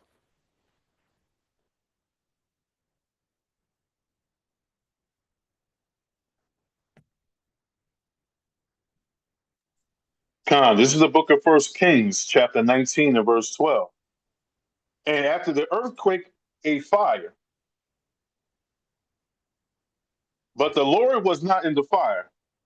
And after the fire, a still small voice. That was Elijah's encounter. Now let's go to 2 Samuel. Go back. 2 Samuel chapter 22 and 14. Let's hear David's encounter. This is the book of 2 Samuel, chapter 22 and verse 14. The Lord thundered from heaven, and the Most High uttered his voice. So it can be loud and boisterous and sound of many waters. It could be soft and just talking, getting your attention. Now let's see what Esau's doing, because he's always up to something, ain't he? Ain't he? Yeah. So now he has this thing called LRAD. I believe it's called LRAD. I couldn't. Yeah, LRAD, long range acoustic device. Now, AOL has a video on this. I advise you to check it out. I didn't want to put it on here because I didn't want to have anything to, they might take the video down and stuff like that. But it's very interesting what they can do. So they could be 2 miles away and they could talk into this thing or have have a recording or whatever. And, but the police have been using it. Then we're going to watch that. It's in Pittsburgh. The police have been using it, and it could mess up your eardrums. It's really loud. Ding. So if you have anything loud right now, it's going to come on. So, be aware. If you have earphones in, you might take your earphones out or turn down the volume. But they can also obviously switch that off and say, Kasaja, you've done well, my son. You know what I'm saying? You've done well. Meet me in the back alley, or go down the street and turn left. And it'd be a whole, you know what I mean? Squadron of, ICE or, one of these alphabet gangs to, pick me up and ship me off to some black site. So they have this type of technology is what I'm saying. You know what I mean? So we're going to have to find out the difference between the Most High's voice and the voice of our enemy. So they're not going to say anything in this. You're just going to hear the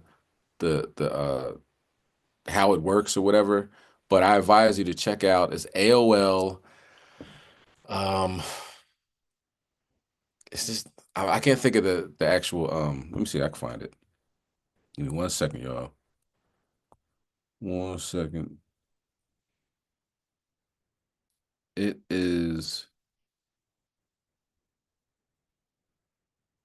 hold on. It is called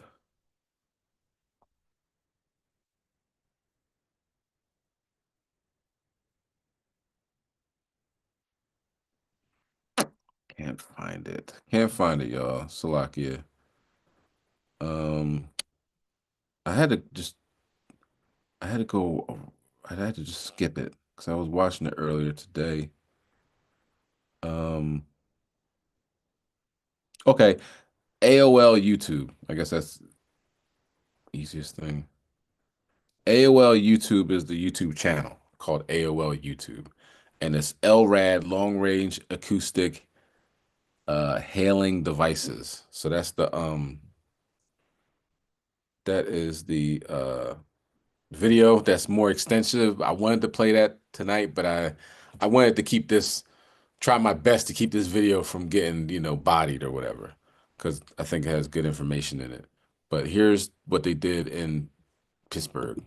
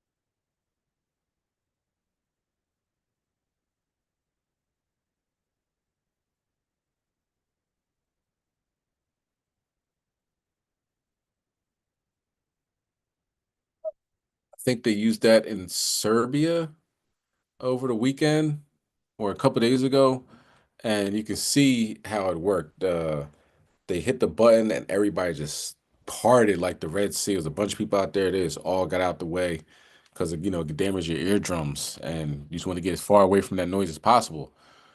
Also, they can, you know, obviously turn it down a couple notches. All right. Very slick, devious devil Esau is. All right. Okay, so the last video. Let's get one more, y'all. Let's get Psalm chapter 8 and verse 3.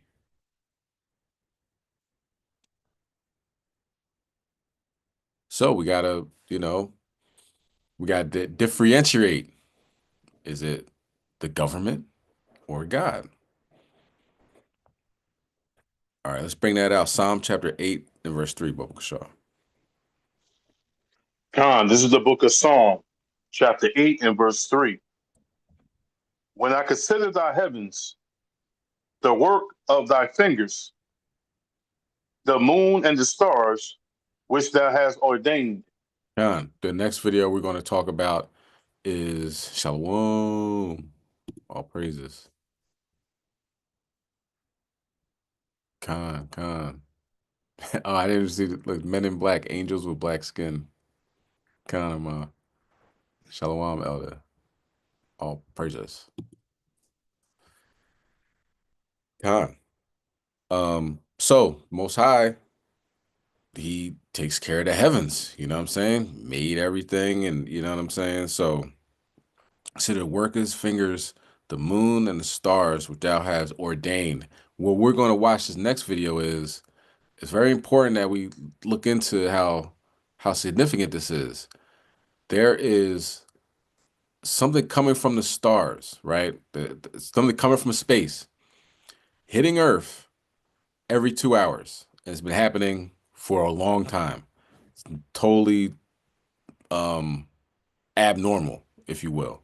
Okay. And we look at Carl Sagan, he was talking about the little pale blue dot, you know, it was I think the Viking, you know what I mean, was looking back at, was going towards like Saturn or some of the satellite, going towards Saturn or whatever, and look back at Earth, and it was like, look at that pale blue dot, so insignificant, so unimportant, you know what I mean? And that's Esau.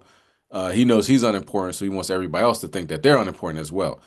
But how important is this place that out of all the space and, you know, the spans of galaxies, that this what he's saying is probably coming from a star or a star system, it's hitting the Earth, you know, out of all the space, you know what I mean? Saying it's coming from another galaxy into this galaxy. So obviously very significant. Okay. Let's bring that out. Oh, matter of fact, Slacky, can you go to verse 4? Khan, verse 4. What is man that thou art mindful of him, and the son of man that thou visitest him. It's like, what, who am I? Who's man that that we're important? Like, you're God, but obviously we have some level of importance in the Most High's eye. We're the apple of his eye. Imagine how amazing that is. Let's go to Job 7:17.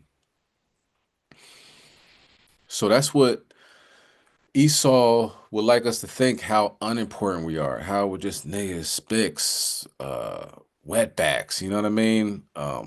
Nobody cares about you. Nobody's coming to save you. You think somebody's coming from the sky to save you? But obviously, the Most High God is watching over us, right? Let's bring that out. Verse 17. This is the book of Job, chapter 7, verse 17. What is man that thou shouldest magnify him, and that thou shouldest set thy heart upon him? Same question pretty much. Like, what is man? Go ahead, verse 18. And that thou shouldest visit him every morning and try him every moment. That thou shalt visit him every morning. So when we look at the situations of people having strange incidences with so-called aliens coming in their room, you know what I mean? Is it God or is it government?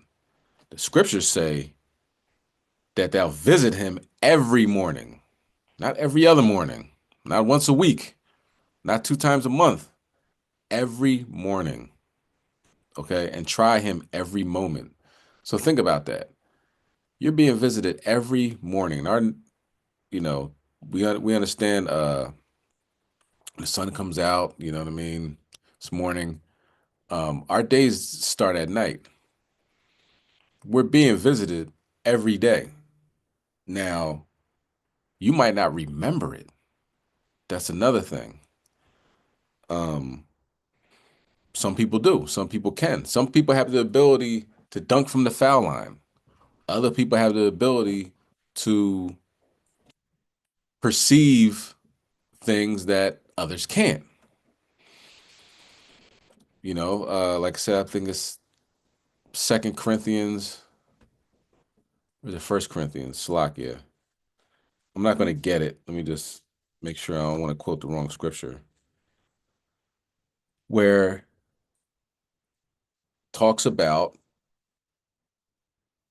must be first, I think it's 1 Corinthians. 1 Corinthians chapter 12, I believe. Yeah, spiritual gifts. People have different gifts that the Most High God gives them. You know what I mean? That's it on that. That's, I'm not gonna go any further than that. But let's watch this next video.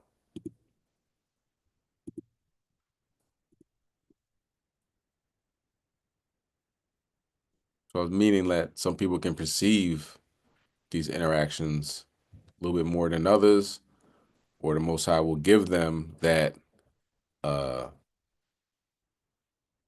an opportunity to perceive that and to explain it to the rest of us. Sometimes we don't believe it, but we don't know, is it God or the government? Really good to have you back with us, Professor. Tell us, how significant is this discovery? What does it mean? Yes, it is very significant. Well, something strange is reaching us from deep space. Every 2 hours, a pulse of radio waves ripples through the cosmos, baffling astronomers. Our next story explains how, after years of mystery, scientists have pinpointed the source, an object unlike anything seen before. Significant. It is a way of producing radio waves that was being theorized but not exactly observed. So far, we have seen the mergers of neutron stars, even mergers of black holes recently, generating waves of gravitational waves, and that was a major discovery.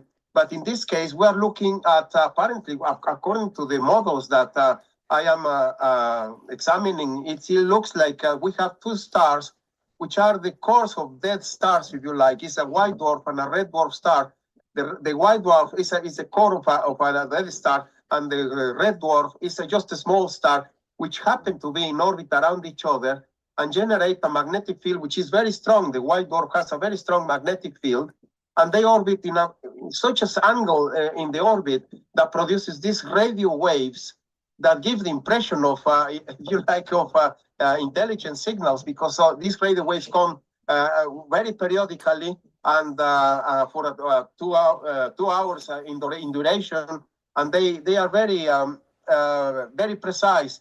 So it's a very interesting discovery, and I think it's the first. I don't know. There are more prototypes, more samples of these pairs of stars, which is actually the two limits of what stellar evolution is. A very dense, very heavy star, which is the core of a dead star, which is the white dwarf, and then the red star, which is a normal star in a way, but very low mass. So it's a very low mass system that is generating these radio waves that was not seen before.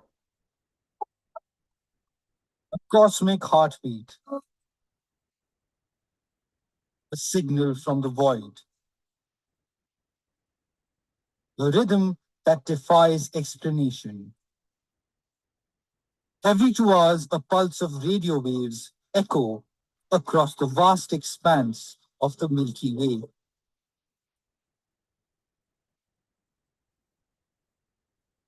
It is a persistent and perplexing enigma.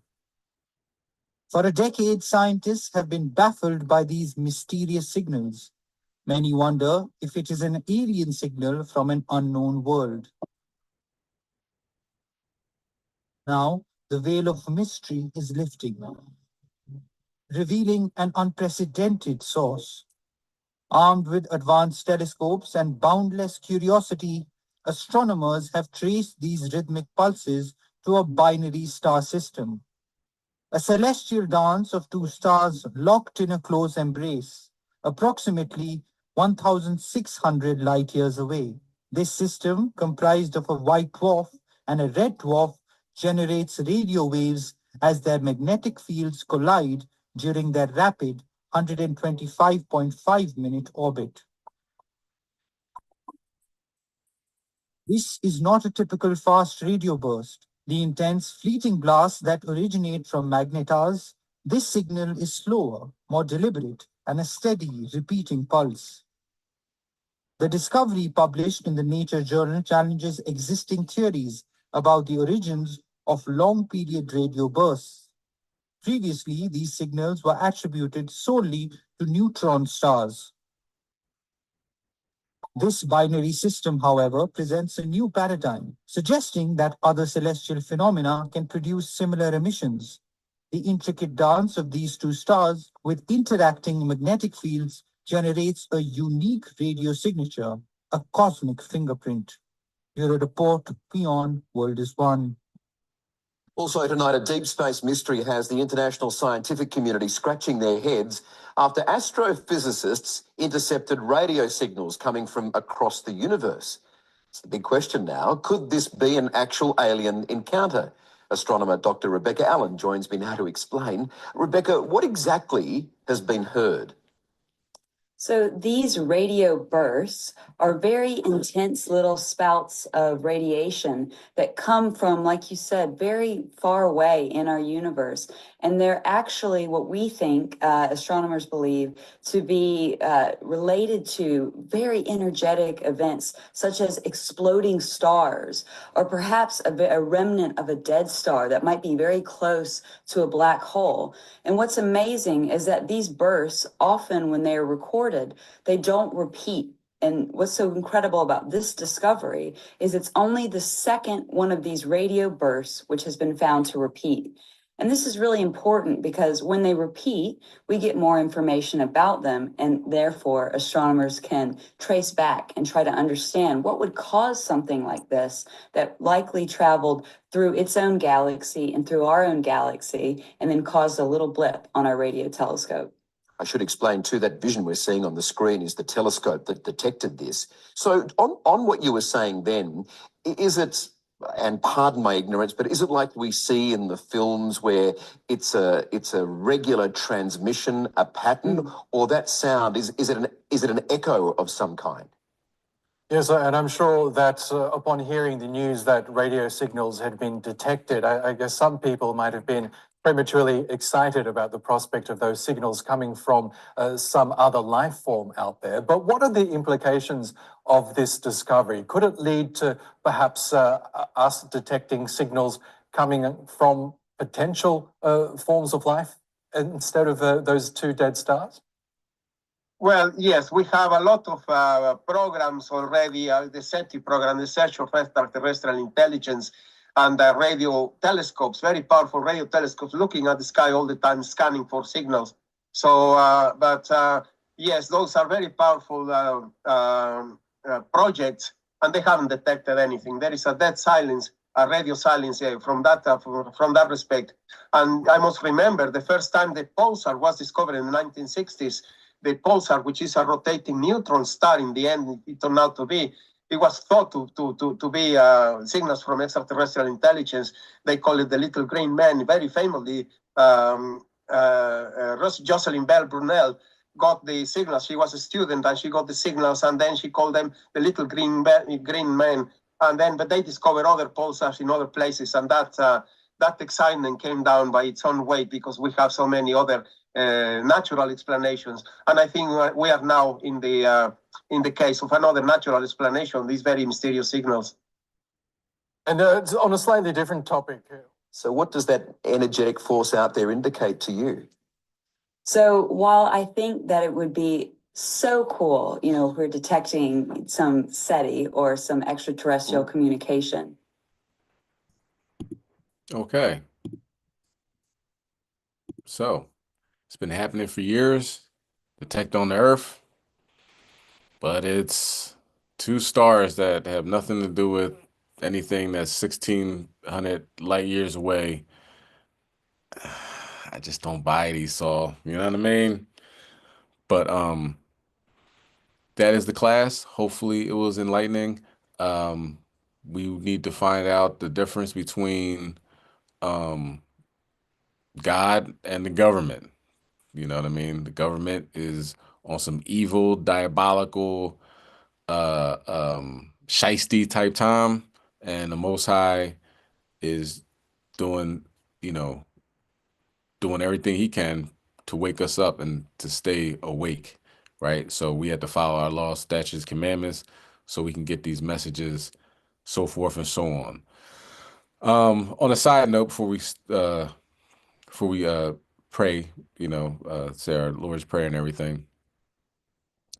Carl Sagan and them put in the orbit or in space or something, like kind of description of Earth. You know what I mean? Of course, it was all lies, right? Saying, oh, we love to see you, and we're kind people, all this other stuff. Which, of course, I think it was in the 60s where they're bashing us over the head, wouldn't allow us to live in certain places, and mass incarceration, all that stuff that they been doing to us. But to hear them say it like we will love to you to make contact with us and so forth and so on. We're not too bad. But they got a message back in the form of a crop circle. If anybody seen that movie Signs with Mel Gibson, it's a pretty good movie. It was something like that. It was a message in the form of a crop circle in binary code, which was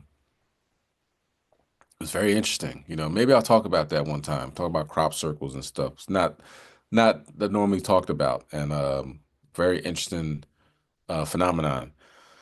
All right, so everybody that's on the Zoom, stay on, but we're just going to pray out, and we're going to talk about some announcements. All right, so if you want to stand and face the east, prostrate and face the east, we're going to say the Lord's Prayer.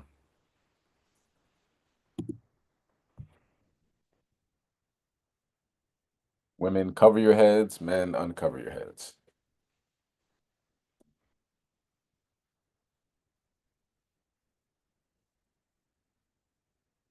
This is the Lord's Prayer in Paleo Hebrew.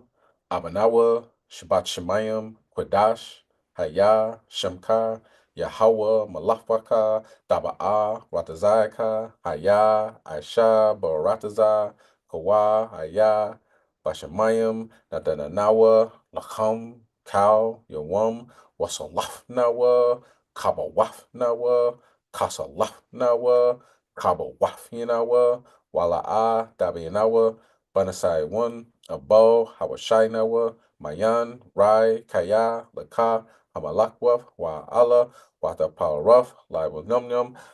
Amen.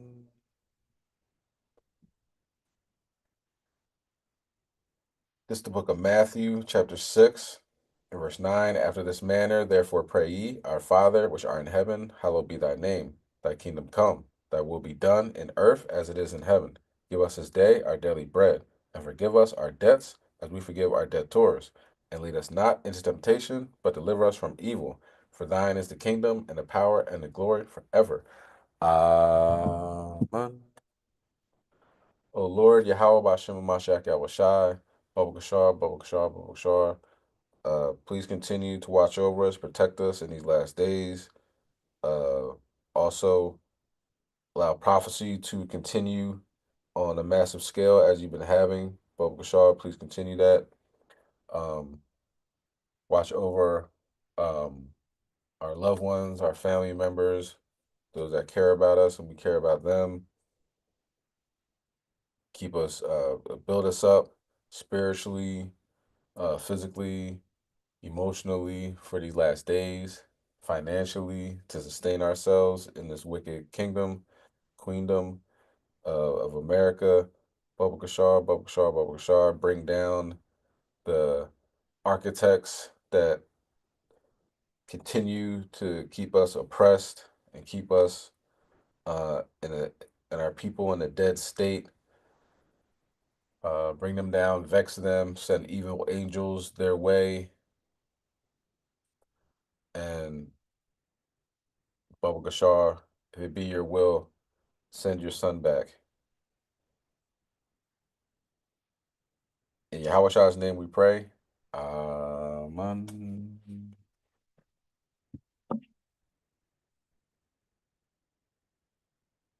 All right, hopefully it was edifying. Like I said, starting off, it's going to be strange, going to be weird, you know what I mean? But I advise you to do your research, check things out.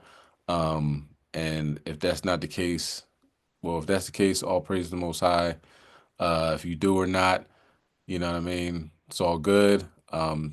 Might want to, talk to the Most High, tell him to reveal some things to you. These things are true. Because I would just say getting in front of it is definitely a bonus. It can be very scary, very frightening, obviously, and being prepared for that day when these things are like right smack in our face, it would definitely be beneficial. And finding out whether it is God or the government. Shalom, everyone.